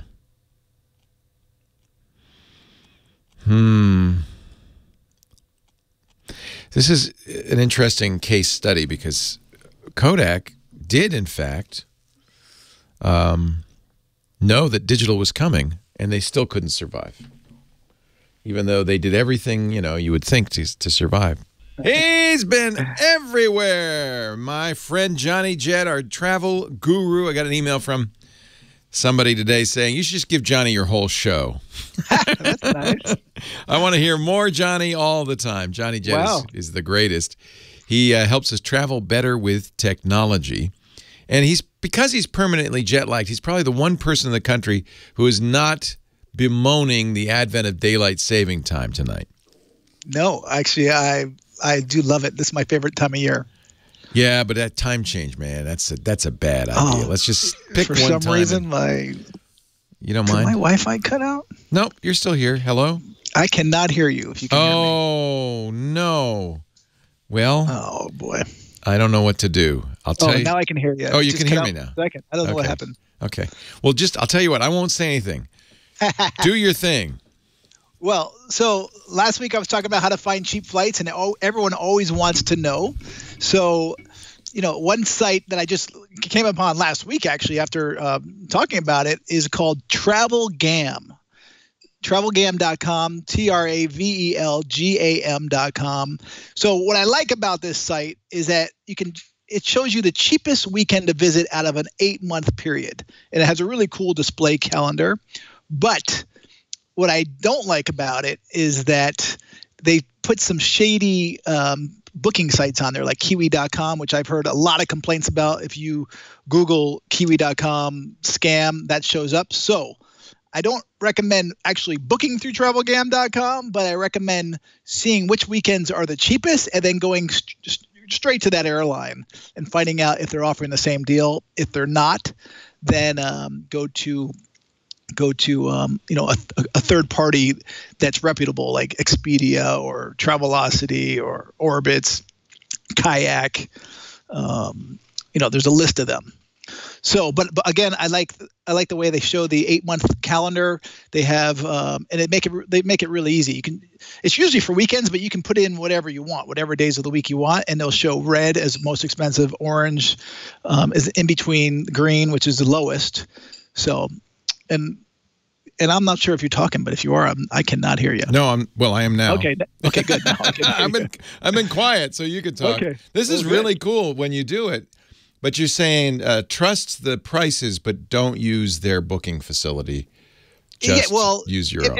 Unless they're taking you directly to the airline or third party that you've heard of before. Well, like the worst weekend to go to New York from here would be like the weekend of April 6th, 20th, or 27th. But the cheapest would be the 13th for some reason. I don't know why. Easter is the 21st. Oh.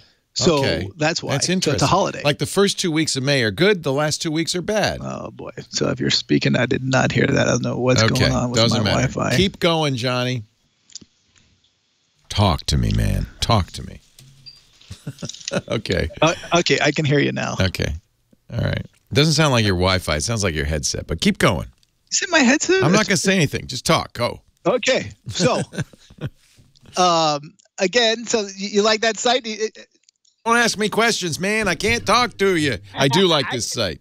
I can hear you. I do like this site. Just once in a while, it just cuts in and out. But So 2 weeks ago, I was in New York City, and I booked on Hotel Tonight, by the way, which was just acquired yesterday or 2 days ago by Airbnb. They haven't disclosed how much, but supposedly it's about $400 million, which is a nice payday for my buddy Sam, who owns Hotel Tonight. Oh, you know him. Wow. Yeah, that's a big deal. Why did Airbnb buy them? You know what? They want to compete with the big guys. So, before Airbnb was just doing rentals, and now they're going to have access to all this hotel inventory. So, I mean, it's a great move by them. I think the hotels are going to start shaking their boots a little bit. But we'll see. But I use Hotel Tonight often for last minute deals. And when I was in New York 2 weeks ago, I actually booked my flight from the plane. Not booked my flight, sorry. I booked my hotel from the plane. And I found one for one night, like a solid 4-star hotel for $120. It was near Grand Central called Renwick. But I loved everything about the hotel, except at midnight, all of a sudden I could hear construction. So I was just digging deep, and I started doing searching at midnight, and I found a website that the New York City government actually runs that has a web page of all the construction that's going on in all 5 boroughs. Oh, how good. How useful. Yeah, so it's a long URL. It's www.newyorkcity.gov, but then there's all this long stuff. So I'll put it in the chat room. I'll tweet it on my Twitter handle, which is Johnny Jet. But what I love about it is you can zoom in on the map and zoom out. And what was disturbing was that the construction that was going on was about a block or two away from where I was. Yeah, see, that's the problem with New York. They're not finished apparently. Exactly. One of these days they're going to finish that city. But I love that you can actually now do a little bit of research, or I guess you could have for a while. I don't know when they created this website. I just happened to find it because I was up at midnight. And I'm putting it in the chat room right now and tweeting it. So anyone wants to. Nice.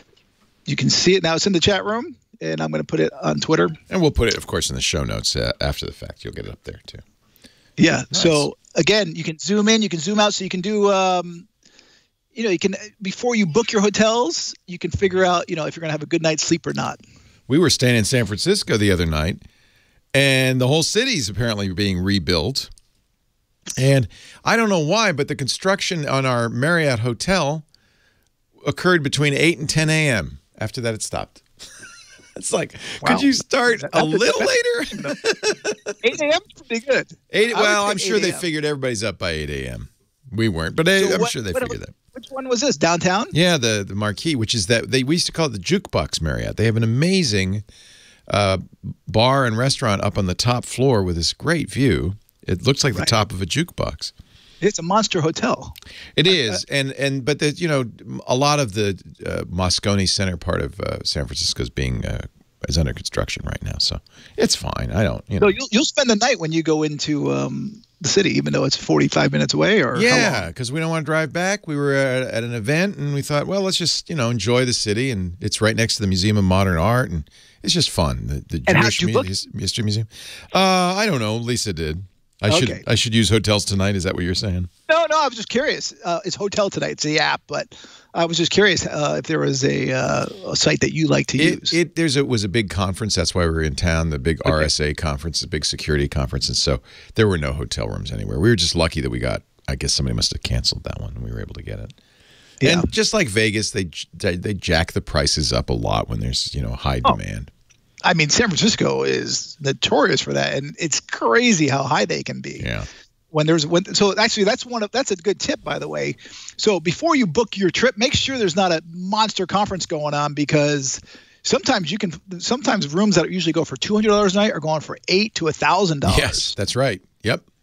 And actually, I think there's a calendar. Usually, you just have to Google, whatever city you're going to, find out major conferences that are going on. And same thing for Las Vegas. I mean, pretty much any major city that hosts a lot of conferences. But San Francisco has a lot of hotel rooms, but the demand was for hotel rooms that are closest to the conference. And I was talking to some people who'd stayed down at Fisherman's Wharf far away because they couldn't get a hotel room nearby.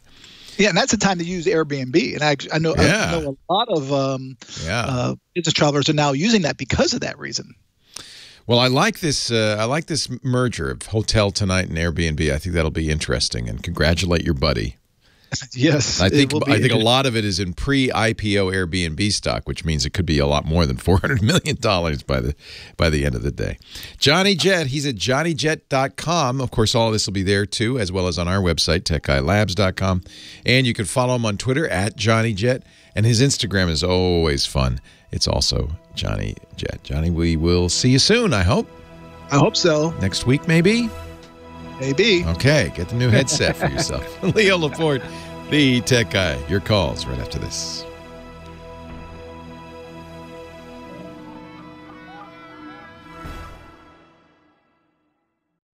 Leo Laporte, the tech guy. 8888 Ask Leo, the phone number. And line one, Mike, Pittsburgh, Pennsylvania. Hello, Mike. Hi, Leo. How are you? I'm well. How are you? Okay. It's a good name. It was the name of my dad. Aw. Leo. Aw. Yeah. So, hey, my question is, I have the application. I have a Amazon iPhone 8. Yeah. Okay? It came with very little information. And the littlest information is, to get the application. I don't have a password or username. Okay, where'd you get it from?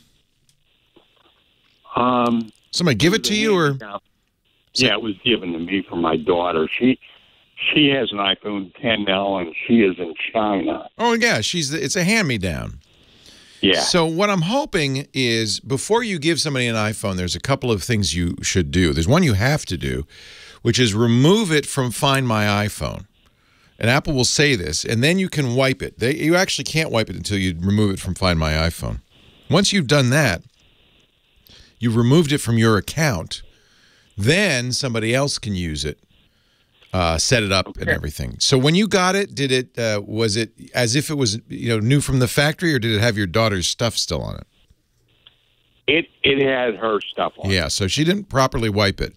So it probably won't be usable unless you can somehow get her to send you her iCloud password. That's what you'll need. Okay.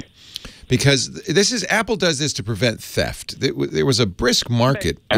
Pardon me? Makes perfect sense, sure. Yeah. There was a brisk market in stolen iPhones until they did this.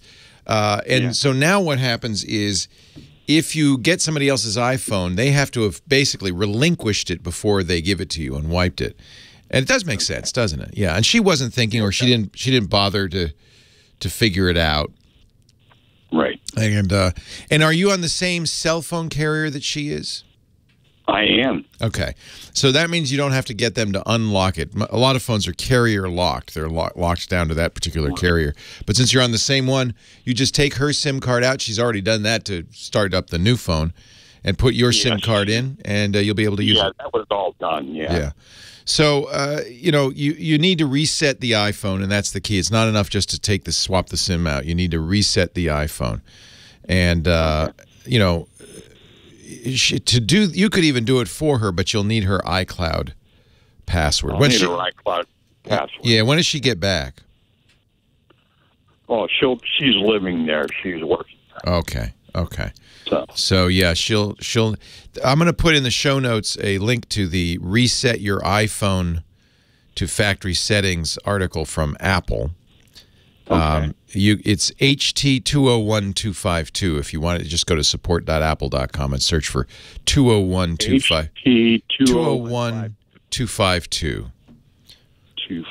Yeah, that's their help article, and it walks you through the process. Some of it you don't need to do because it's intended for her. Things like backing up first. She doesn't need to do that. Yeah. She probably already did that. But restore your device to factory settings is the key. And actually, you don't need to do it their way even. You can just wipe it, but you'll need her iCloud password to do it. Okay. All right, well, you've been a big help. I'm glad. Yeah, that's a nice gift. An iPhone 8 is a great phone. You're going to love it. Yeah, I do like it. But here's the key, Leo, is maybe you can help me with this with some websites. I'm legally blind now, and I'm looking for visually impaired, sites that I can go to or somebody that can help me with that. Apple is really good for the iPhone's excellent for the visually impaired because they have accessibility settings that can first of all, make the screen easier to read, either a high contrast or extra large text. They also have a screen reader, but all of that is in the settings. Under General, there's a General section, Accessibility. And if you go to the Vision section, VoiceOver will read you stuff. Zoom, magnifier, display accommodations, larger text, bold text, reduced transparency, increased contrast. All of these are intended for people with low or no vision to make it easier to use the iPhone. And I think the iPhone is second to none when it comes to accessibility for low vision users. It sounds like I have the right phone. You absolutely do.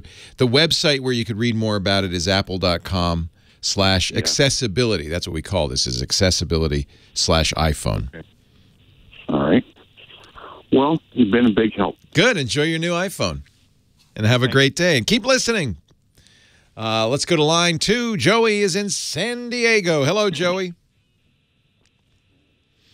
Good. Hey, welcome. I love everything you do, Leo. Aw, thank you, Joey. Leo, you don't realize how much maybe I'll never realize it because I believe his phone has died or something. Can you hear me? I'll never know what he was about to say. It was going to be good, I think, right? You'll never realize how much I could be hate you, could be love you, could be any number of things. Want to give you $1 billion? I hope it's not that. Joey, I think either you put your phone on mute or your battery died. Or he's just teasing me. He could be teasing me. All right, I'll tell you what, because I really want to know. I'm going to put you on hold. And they would go to Tom in Chino Hills. Hi, Tom. Hey, Leo, last time you helped me, I went from my projection TV to my Panasonic plasmas. Oh, you have a nice Viera. Do you still like it? Oh, love them. When I do a high-def Blu-ray, people go, wow. Yeah. Anyway. It almost hurts your eyes. It's so clear. And I don't know why they don't make them, but anyway. I retired, went on a trip to Australia. So I purchased an unlocked Samsung S9. Okay. When I come back to the States, they turned off, or I never had the ability to do Wi-Fi calling because it's unlocked. Huh. I think that's carrier specific. I think if you put in a SIM card from a carrier that supports it, are you on T-Mobile, AT&T? Verizon. Verizon, I think, supports it. Nope, they don't. I've gone around and round with them. Nobody knows, but when you finally get to a high enough tech, they say, we do not support that. They support VoLTE, I guess, voice over LTE. So to activate Wi-Fi calling, you have to turn on VoLTE first. They call it, I think, advanced. So or HD voice, I think that's what they call it. So if you have a phone, what you said is S9? Yep. Okay, so I'm pretty sure that's HD voice enabled. And you need to have Wi-Fi calling capability. And then you need to call them and say, turn on HD voice. Okay. And it says if you have any features that are incompatible with HD voice, you have to remove them before adding HD voice. But all of this is described on the Verizon account page.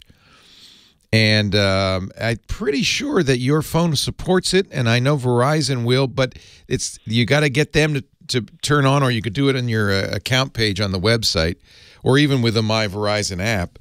You got to turn on the HD voice, and then turn on Wi-Fi calling. I don't know why they do it that way, but that's how they do it. They also have VoLTE, voice over LTE, which also sounds really good. It's kind of spooky when you're talking to somebody on a phone that supports it and their phone supports it. It's a different quality. When the phone system was first created back in the 1920s and 10s, the engineers said, what is the lowest quality people could still understand? And they designed the phone system for that. And we haven't changed it much since then, even though, of course, nowadays we could carry a lot higher quality. So this is the first big step up in phone quality in 100 years. It's worth it, too. Yeah, what I think might have happened is when he got to Australia, the HD calling was disabled, perhaps, by that carrier. And so he needs to make sure that that's enabled. That'd be my guess. That's what I'm thinking. Well, hey, how are you today? Leo Laporte here, the tech guy. Time to talk computers, the internet, home theater, digital photography. We've got your smartphone. We got your smartwatch. We got your augmented reality, your digital reality, your virtual reality, your real reality. 8888 Ask Leo, the phone number. If you've got a question, a comment, a suggestion, if you could help previous callers. We actually put a lot of information in the show notes about how to read those old, antiquated, obsolete Kodak photo CDs. There are ways to do it. ImageBurn, I guess, has a plug-in so you can read the disc itself, and then there are a lot of programs free. All of this should be free that can read the file format. So that's some good news. And regarding our last caller, you know, a number of people said, yeah, Wi-Fi calling will not work on Verizon on an unlocked S9. I thought that was a little odd. I have an unlocked S10. This is the phone I just got. And I was just checking to see if, and I'm on Verizon, I happen to be on Verizon. And in fact, I can use Wi-Fi calling, but it's not on by default. And thanks to somebody in the chat room said, oh, the way you do that, I was looking in the settings. That's a big mistake. It's not in the settings. Why would you put it in the settings? You have to open the phone app. It's a setting for the phone app itself. And then the menu in the upper right-hand corner on the phone app, you know, the little three-dot menu, has settings. And these are settings specifically to the phone app. And that's where I found Wi-Fi calling. And it wasn't on, but I did turn it on. So at least this is the case on the S10.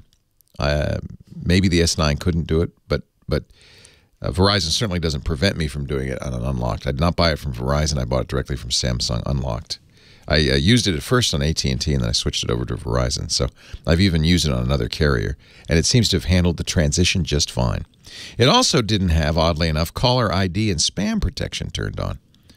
So I turned that on. I don't know, usually these things work through the carrier, so I don't know what Samsung offers that's different from the carrier. And then, of course, I had to play with the ridiculous Samsung ringtones. Do you want to hear the ring? This to this day, I don't, maybe it's a cultural thing. Maybe in South Korea, where Samsung's from, when you have a kind of musical ringtone, people don't mock you. But here in the United States, I hear these crazy ringtones, and I wonder, this is the default ringtone. So you get your brand new Samsung phone. It's been the same ringtone, by the way, for several generations. You get your brand new Samsung phone, you get it all set up, and then somebody calls you and you go, what is that? Your phone starts doing this. It's like ABC brings you the Winter Olympics 22. That's a terrible... But the rest of them aren't much better. Here's one called Puddles.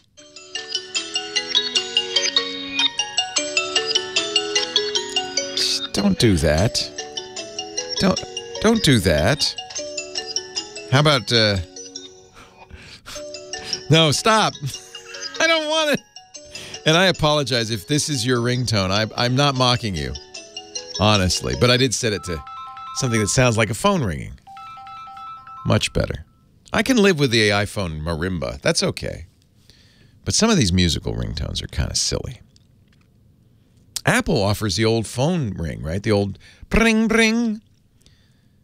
And I guess you could easily add that, right? It's easy to add ringtones to an Android device. But so anyway, as far as Wi-Fi calling goes, I can add it, and presumably it'll work. I mean, it's on the Samsung S10. Maybe there was something wrong with the S9 that prevented it, but as far as I know, it's not something Verizon's doing anyway. Let's put it that way. Line 2, Joey in San Diego. Let's try again. Hi, Joey. Can you hear me, Leo? Yes, you were starting to say something, and then you disappeared. Yeah. Was it something nice, I hope? Of course. Oh, good. Because it could have gone either way, You just got cut off right in mid-sentence. I was telling you how much I love you, so I was funny. Oh, good. Okay, that's what I was hoping. It was funny how you were going on after. I thought it could be how much you hated me, and I thought, oh, I'm glad I cut him off. Oh, Leo. Oh, come on. Come on, man. Hi, Joey. If you hate Leo, you hate life. Oh, you're sweet. Oh. I got a few things I want to bounce off of you, Leo. It's been a long time since I called. I love calling you, but it's been a while. Well, don't be a stranger. Leo, did you? Yes. Yeah, no, I try not to be. Did you talk about the internet thing the government passed the other day? The net neutrality bill? Yeah. Did you talk about that already? I didn't. I should. I'm glad they did it. It's a good bill. The only problem is it hasn't a chance in HE double hockey sticks of getting through the Senate. And, of course, even if it did, it would be vetoed by the president. So it's one of those, and I have a feeling we're going to see quite a few of these from the new Democratic House. Kind of, it's a statement, but not a statement that's going to make any difference in law. Net neutrality is really important, in my opinion, and we can have arguments. We have had arguments about it. They're giving a gun to the what's-his-name, basically. You know? Well, so the issue that, in a nutshell is, should internet service providers have the right to throttle, limit, affect your access? It could also be boosts your access to some channels and not others. In other words, should they be allowed to choose winners and losers on the internet? And net neutrality says no man human. Yeah. And no human being realizes that they're going to use that to our benefit. It's all going to be conspiracy and money manipulation to get more money into the cable provider's pocket. Yeah. I mean, like Netflix and everybody else. That's why, this FCC overruled net neutrality, is because, frankly, they were heavily influenced by AT&T and Verizon and Comcast. Got paid off. and influenced. And as a result, they threw it out. Now, the reasonable argument that sometimes comes from the other side of the fence is, well, you don't want the government regulating the internet. And I understand people's reluctance to have the government say what can happen and can't happen on the internet. But I would point out net neutrality does not regulate the internet. It regulates internet service providers. And these big companies have a very strong financial interest in limiting what you can do. For instance, a phone company that provides internet service may not like Skype too much because it allows you to use Skype for phone calls instead of them. And we've seen this happen before. They've banned or blocked or slowed down Skype. But it can also go in the other direction. That's why I don't want to say throttle, because, for instance, a number of phone companies give you free access to Spotify, say, the music service. And a lot of people say, oh, that's great. We call it 0 rating. That's great. It doesn't cost me bandwidth to listen to music on Spotify. It is great if that's what you want to listen to. It's really bad for any company that's not Spotify. So again, it's picking winners and losers on the information superhighway, and I think it's something that internet service providers should not be allowed to do. So I am glad that Congress or the House passed that bill. It's a good bill. It had some very nice features, and I'd be a lot more excited if we could convince the Senate to pass it too. Maybe. Might happen. What else? Hey, you going to be at CES this year, 2020? Yeah, I think I will. CES just happened, of course, in Las Vegas, and I felt bad not going, and I think I am gonna try to go. Yeah, Leo, I would love to try to see you there, man. Oh, you go every year? No. Well, I'll tell you well ahead of time if we go. Okay. One other thing, Leo. No kissing though. Okay, I'll hug you, but don't kiss me. Okay. I feel you, brother. You could kiss my cheek or the top of my head. Me either. No lips. If I was somebody else, I wouldn't want me to kiss him either. I'm just teasing. I'm just teasing you, Joey. Two-factor authentication. Yes, Julio, you've been shooting that down a lot, saying that the thing you send to your text phone is no good. You should definitely use two-factor if it's available, and companies that allow you to use SMS for your second factor should knock it off because it's very easy to spoof SMS. It's still better than nothing, though. If you're banking, my bank, for instance, that's it. It's text messaging. And, I mean, they have other ways, but if you can't use the other way, they say, well, no problem, we'll text you something. That means the bad guy can ask for a text message. He can spoof my text. He can steal that text message. It's not as good as other kinds of two-factor. On the other hand, it's still much, much better than just a password. So always use two-factor and encourage people to not use SMS as the second factor, but if that's all you got, it's better than nothing. David, you agree? David does. So he's a security guy. He's visiting us because of RSA today. He says the same thing, and the reason is because of flaws in the phone system. It isn't very difficult for a bad guy to intercept your text messages. They have to be aiming at you. You know, most people are not the target of bad guys. Most attacks are widespread. Yeah.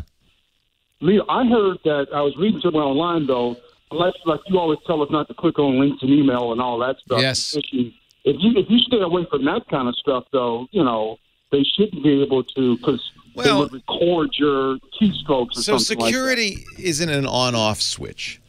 Security is, how secure you are is a measure of the number of things you do to stay secure. So yes, you do two-factor, you're more secure, but it doesn't mean you no longer have to worry about anything else. It just means you've added to your security. Security is incremental. It's not like, oh, I have security now. I don't have to worry about anything. So you still have to be careful about, for instance, if you get phished, an email that says, this is your bank. There are foreign nationals accessing your account. We're very concerned. Quick, click this link and log in and tell us which charges are real and which aren't. You notice the urgency in that they want to scare you because they don't want you to think. And the more scared you are, the less likely you are to think. So you go, oh, gosh, somebody's stealing my money. You click the link, and it even looks like your bank, the Bank of Joey. It's got all the logos, the FDIC insured, and it says log in here. And, of course, it's not the bank. It's just somebody who made a website that looks exactly like the bank, and you enter your login and your password. It's still not going to be enough, right, if they're bad guys, because you have two-factor turned on. Nevertheless, they now have your login and password. They're a lot closer. And you know what they just do the next time? Login, password, and two-factor authentication number. Give us those 6 digits. So it's not enough just to turn on two-factor and say, now I can click on anything, I can go anywhere, I can do anything. You got to, it's all, security is a process. You got to do it all. You got to do it all. But you do that, Joey, because you listen to the show. I know you're a Mr. Secure. Could I make one more comment? Yeah. Something else here? Yeah. Okay, this is just a comment. This is not a question, Leo. I think Apple got a little bit too greedy. I know you like to bash them whenever you can, but I think they got a little too greedy with those last phones because, if you got an iPhone 6 or 7, you don't need another phone. Well, you're not wrong. I mean, Apple even says our sales are dramatically down. Leo, they wanted $1,000 for a phone. How could you justify that if you got a 7 or a 10, Well, what are they giving you that you don't already have? Well, yeah, you got a good point. And I think that's what's happening. Even Tim Cook said that in his earnings call. He said, we find people are not buying new phones as rapidly. On the other hand, they were very... They don't need to because they made really good phones last year and the year before. Oh, that's incredible. Yeah. Well, the reason why I bring that up is I own a lot of Apple stock, and when they took that dive, it kind of hurt me. All you had to do was put a phone out at a reasonable price, and you could have cornered it, because a lot of people don't like Androids. I mean, I know. Yeah. No, I love the iPhone. I use them both. People want to convert over to Apple. Because I think Apple may address this in the next generation. Apple's never been the low price leader. Let's face it. They do very well because they charge a lot for their products. But I agree with you. I think they might have pushed it a little bit too hard. Of course, Samsung's latest phones go well over $1,000. The Samsung S10 Plus starts at $999. So Apple's not alone in this. I don't know. It's as long as you can still get a great phone like a Moto G6 or G7 for $200, it's going to be hard for Apple to say, except for status purposes, you need an iPhone. I agree with you. Hey, Joey, great to talk to you. I'll blow you a kiss. Leo Laporte, the tech guy, 8888 Ask Leo. More of your calls still to come. Stay right here.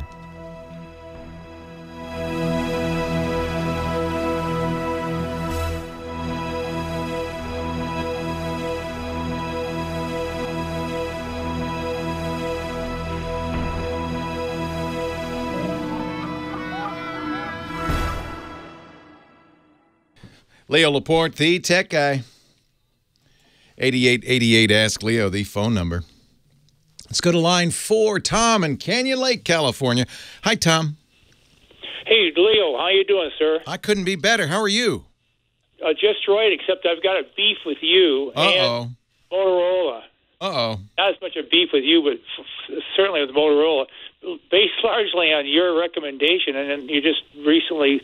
I just said it again. I love those Moto G6s. What happened? Well, back in September, my son bought a Nexus 6 for me. Okay. And he got it. It worked fine. I don't have a lot of fancy phone needs, so again, based on your recommendation, this is just a good phone. It'll take care of you and so on. So anyway, I got it in about 6 weeks or so ago. The image stabilizer function for both video and still stopped working, and so I go to take a picture. The image is jumping around. So anyway, I contacted Motorola, and they sent me to. I live in Southern California, and they sent me to town Temecula, which is like 30 miles away, and I took it to their repair center, and the guy said, "Yeah, you've got parts you need here, but I'm not authorized to put the parts in." Yeah. So the issue with the Nexus 6 is that was created by Motorola when they were part of Google. And they're not anymore. They're Chinese. Google sold them to Lenovo, the Chinese company Lenovo, shortly after that. And I imagine you're caught a little bit in the middle there. I don't know if I don't think Google's still supporting it, and I gather Motorola is not really supporting it. It was a phone that came out 5 years ago. That's the other problem. Not that your son didn't do a good job and get you a nice phone. but it's kind of out of date at this point, and I'm not surprised that they're going to have a hard time finding parts for it. This is kind of one of the sad things about the phone industry.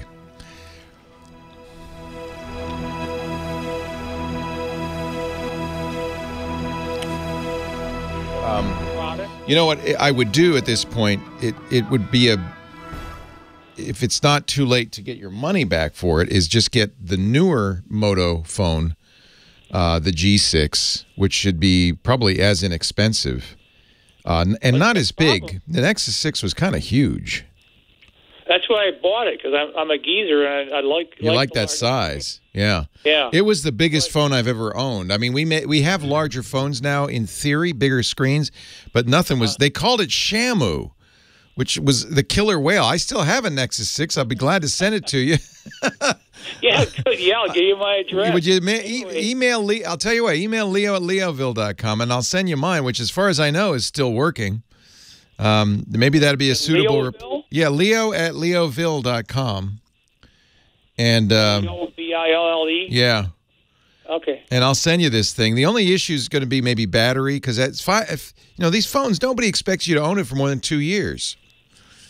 But I haven't used it in probably 3 or 4. It came out. Let's see. I probably haven't used it in 5 years. Yeah. So. Well, but anyways, so I got caught between Motorola. Yeah. And their order fulfillment. They're not. They stopped patching it 2 years ago. Well, so why were they still selling the doggone? Well, they shouldn't. I don't know where your son got it. Well, he bought it through Amazon, and it was filled. The order was filled by a company called Breed Products. Yeah, they probably got some overstock or something. It's not. Why are they selling them? Well, because somebody will pay for it. Yeah, but they ought to say, hey, you buy this. Yeah, they ought to. An orphan. I bet you. First of all, it was not new. It was refurbished. I'm looking at Amazon. No, because they could be lying to me, but I've got the receipt from Breed Products, and it says new. Okay, good. I'm glad it's new. Yeah. It's the price is close to the brand new Motorola G6, which will have the most recent security patches, the most recent Android version will actually be supported by Motorola. Honestly, the Breed Products is the one who should probably be repairing it, and of course they won't repair it. Well, they have a 30-day guarantee. Send it back. It means nothing. No, send it. Are you still within the 30 days? No. Who puts a 30-day guarantee on a cell phone? Well, that should have been a warning right there. Well, I didn't know it at the time. I know. So if you listen carefully, I do recommend Motorola, but not that Motorola. I recommend the G6 and now the G7, which just came out. The G6 is $200 and is a much better phone for a lot of reasons. Primarily, it's safer because it's up to date and it'll work. Yeah. And you'll have somebody you could take it to. So I don't know what this company that, the problem with Amazon, it's a big problem, is half the vendors on Amazon are not Amazon. They just have listings on Amazon.com. Some of them are fulfilled by Amazon. A lot of them aren't. Yeah. And some of them are just fly-by-night. There's a lot of counterfeit products on Amazon. I was talking to one of our sponsors who has a huge problem with counterfeit products. And if you search for their product on Amazon, you may find a legitimate version from a legitimate dealer, but you may also find a counterfeit one. And there's no way that you can stop it on Amazon. These guys Amazon doesn't pay any attention to this. So part of that responsibility still rests with Motorola. They shouldn't be selling to people they know. They're not. Somebody else is. Breed is. I don't know who that is. Motorola's not selling it. Google's not selling it. It was made by Google. I think what you should do is go contact Amazon, get your money back, and get a modern one. Leo Laporte, the tech guy. I talked a little longer with Tom. Turns out the Nexus 6 phone he bought, which hasn't been manufactured in 5 years, is not currently sold by either Motorola or Google. He got on Amazon from a third party. One of the big problems about Amazon, and it makes me really hot under the collar, is that, first of all, half the stuff sold on Amazon is not from Amazon. I think people kind of know that. They're third-party sellers. Half. Even if it's fulfilled by Amazon, the third-party seller may send it to the Amazon warehouse for Amazon to ship out. Doesn't mean that it's protected in the same way. If you buy a defective product from Amazon, I would certainly contact Amazon, but I can't promise you're going to get good results. Amazon has become more like eBay in that respect. They have a huge problem with counterfeit products on Amazon. And I think they have a big problem with exactly this, which is it's a gray market version of the phone. Perhaps it's new. I don't know where they got it. They bought it from Overstock or somewhere, but it's not going to get. You're not going to get support from Motorola. It's not warranted by Motorola. They haven't made it in 5 years. Worse, they shouldn't be selling that phone, and it isn't, by the way, Motorola selling it, and it's not Google selling it. It's a third party, and what they should say on that is this phone has been out of support by Google since 2017. There are no security patches and no updates. It's on Android 7 at the latest, probably not even that, and you can't get anywhere past that. And so you're not really buying a suitable phone, if you ask me. If you're going to buy a new Android device, make sure it at least supports Android 8 and preferably Android 9, and that the manufacturer and Google are continuing to offer security patches, or you're just buying trouble. And I'm sorry to say, I mean, that's basically what happened to you. I don't know what to say, Tom, except that you didn't buy it from Motorola or Google. You bought it from some third party, and who knows where they got it. Who knows where they got it. And I'm surprised Motorola's even given you any support at all. That's in a way, that's nice of them. They're not. That phone has long been out of service. It's a 5-year-old phone. But and the bad news is your son probably paid close to what you would get for a brand new Motorola G6. Those G6s, which are brand new, have the latest version of Android and all the security patches, are $200. So it's essentially these are vendors online who are ripping people off. And, it's not easy to tell when you're shopping on Amazon where it's going to come from, who these people are. Amazon will just swap in listings. You'll search for it. It'll look like it's, it says buy Motorola, but you're not getting it from Motorola. Yeah, I'm looking at this listing on Amazon. It says buy Motorola. Well, that's who made it originally. It wasn't even the Motorola we know now. It was Motorola back when Google owned them in 2014. Now they're owned by a Chinese company called Lenovo. The fact that it says buy Motorola doesn't mean Motorola is selling it to you. Somebody else is.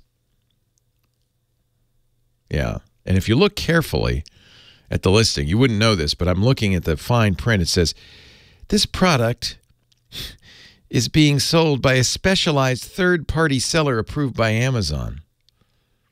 I would go to Amazon and say, look, this is ridiculous. This thing is out of date. It's not good. I don't want it. Give me my money back. And Amazon can put the screws to this third-party seller, and maybe they'll get some results for you.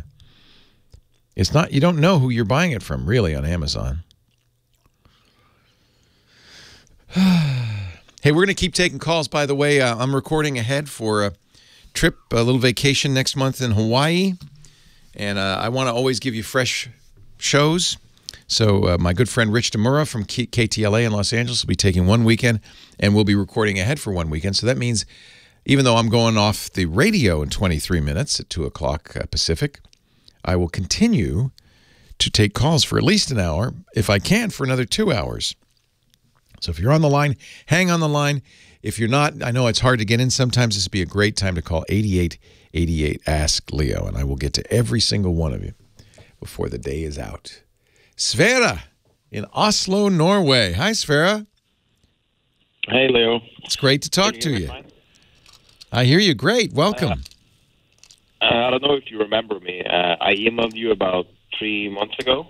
I was kind of desperate trying to get some help to move my podcast. My current host was refusing to assist, and you kindly helped. And I saw you were streaming on Twitch, and I wanted to call you and thank you. Oh, you're very welcome. Tell me about your podcast.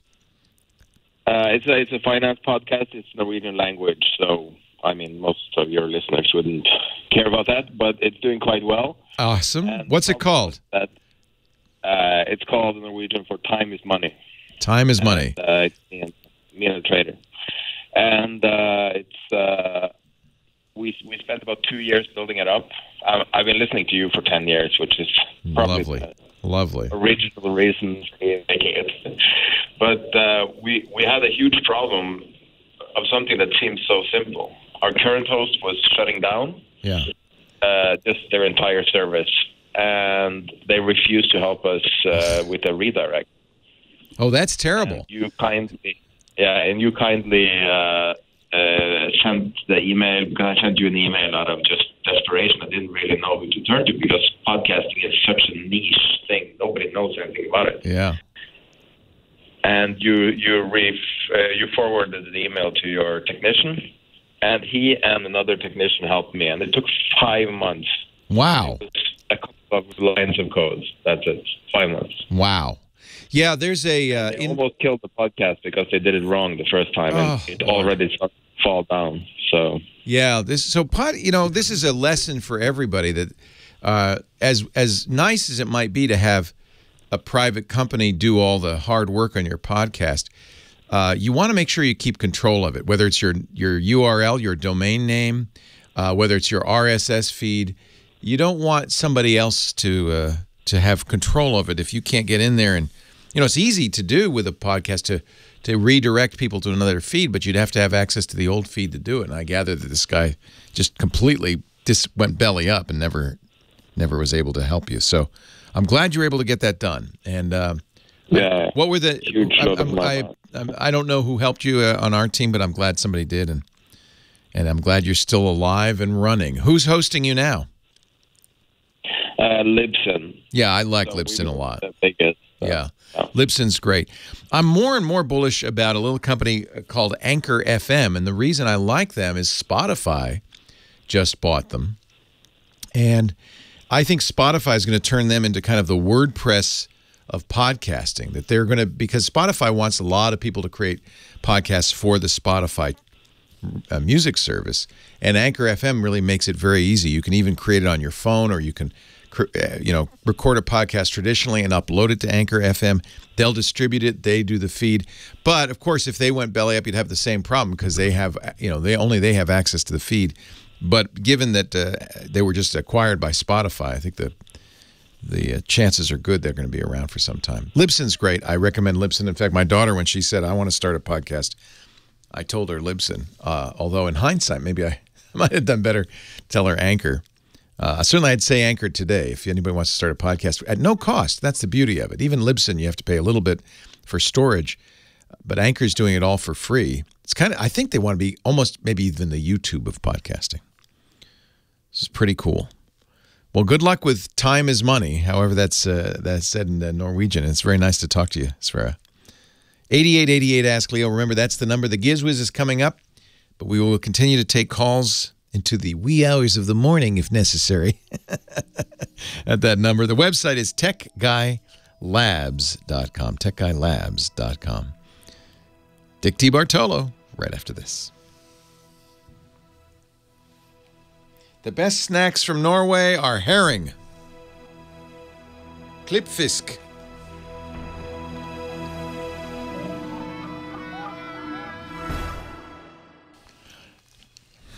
do you think Dick DeBartolo, Mads Maddest writer, and the GizWiz, do you think they would bring in string sections to play these violin pieces, or is it all synthesizer?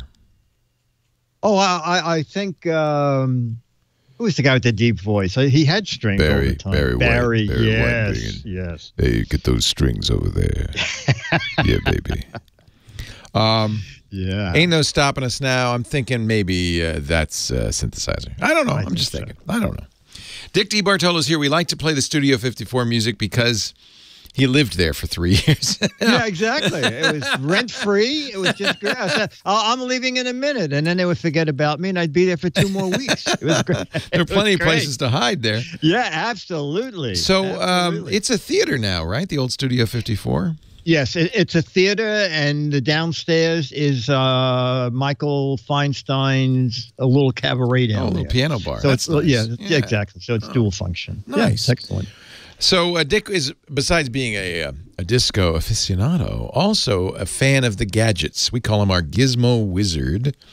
He joins us each and every week with another device. Yeah, I have a gadget invented by a 7-year-old girl. So at Toy Fair, they have a section that I love called New Product Launch, where first-time products come out. So Katrina is 7 years old, and her brother was manning the booth, and he said, Dick, this is what happened. Katrina has a Kindle, and she kept leaning it up against books. She didn't want to spend money to buy a stand. So she took 3 empty toilet paper rolls, made them like in a triangle, and to lean her pad against. Then she slit one of the paper rolls so the Kindle stood in it, and she was happy with that. And then he said, I have a 3D printer. So I made a 3D model, and she used that for a while, but he started thinking, you know what? She keeps losing her headphones. These are 3 empty cylinders, or I have 2 empty cylinders now. I'm going to make one a headphone compartment. And then when they would go on trips, Katrina would be unhappy when she ran out of power. And he goes, you know what? There's enough room in one of these other empty cylinders to put a little phone charger. Oh, that's so clever. So they so cute. They developed this thing. He actually used it as his capstone project for his MBA. Wow. And he made one of the rolls, he just made a stand, and the stand folds down so that you can throw it into a backpack. I think it's very clever. And they made a whole little kit. You get the stand, you get the 2600 milliamp charger, little charging cable, comes in, for some strange reason, 13 different patterns, not a dozen, but 13 different patterns. And the whole kit is $24.99. I think it's very clever. And Molly is now a little older, it looks like. But that's... Well, Molly came aboard. She to make some patterns. Oh, for she the did designs. the designs. I love the designs. So now it's like a 3-man group. And you can find out more at Dick's site, gizwiz.biz, or go to iCaddy. Shop iCaddy.com, because that's what they call this. This is so cool. Isn't that neat? So it's really a stand that can be used not just for a Kindle, but for a phone or even an iPad. Yes, exactly. And it has a place, and it comes with the headphones, and the headphones have a mic. I think it's a very decent price. The headphones, the mic, the cable, the charger, and the little unit itself, and it comes in a nice little gift pack. Oh, what a great idea. And there's the 7-year-old, Katrina. There's Katrina. Yeah, Katrina trying to, I think she's trying to tap into her brother's bank account to get her residuals. I hope the brother's giving her some money for this. I said, are you sharing that? He said, well, she bugs me every week. I got to. Well, isn't that cool? Yeah. That's a nice story. Very clever. Yeah, I love that. So, Dick... Oh, have we lost voice again? Perhaps we have. No, this is our problem, and I'm sorry, Dick. But Dick has invented... or rather loves these kinds of inventors who create unusual stuff that you find in the back of these trade shows like Toy Fair. And that's why we count on you, Dick, to come up with this stuff. Yes, trolling the basement. Gizwiz.biz. That's the place to go. That's his website, gizwiz.biz. Click the button that says the Gizwiz visits the tech guy. You can also click the button below it that says, what the heck is that? It's the What the Heck Is It contest, a chance to identify a close-up of a gizmo or a gadget. There are 6 autographed Mad magazines for the right answer, 12 for the best silly wrong answer, autographed, all of them by Dick DeBartolo himself, Mad's maddest writer. And you got, till the end of April to do this? Yes, you have all of March and all of next month. Nice. Dickie D, always a pleasure. Thank you, sir. Thank you. Have a good one. Take care. Take care. Jacob in Birmingham. Hello, Jacob.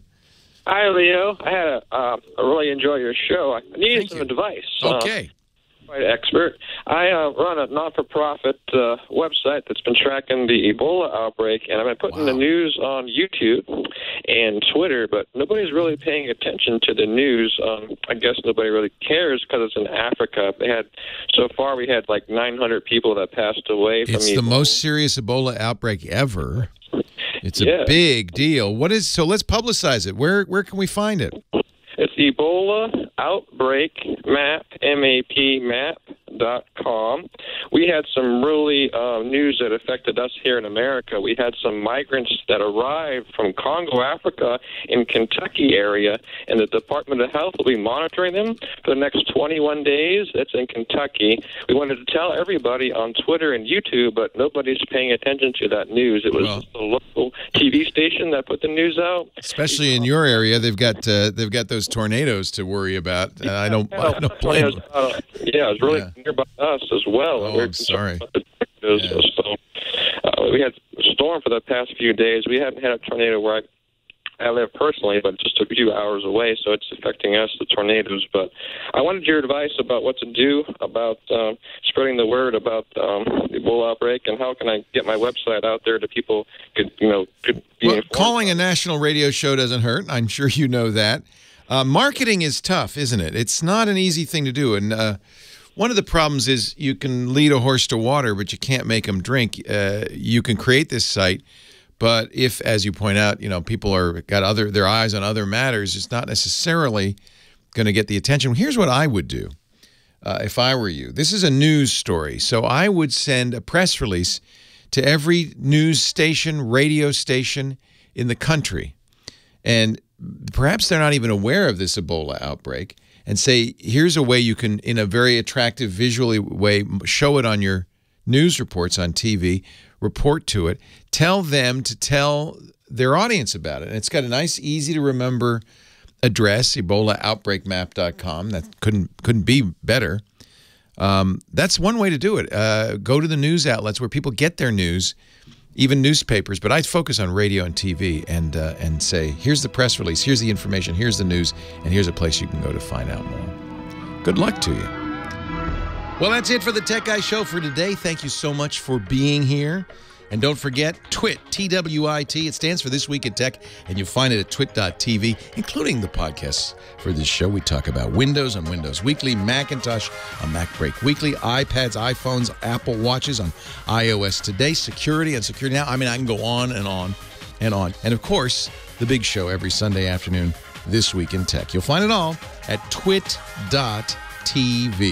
And I'll be back next week with another great Tech Guys show. Thanks for joining me. We'll see you next time.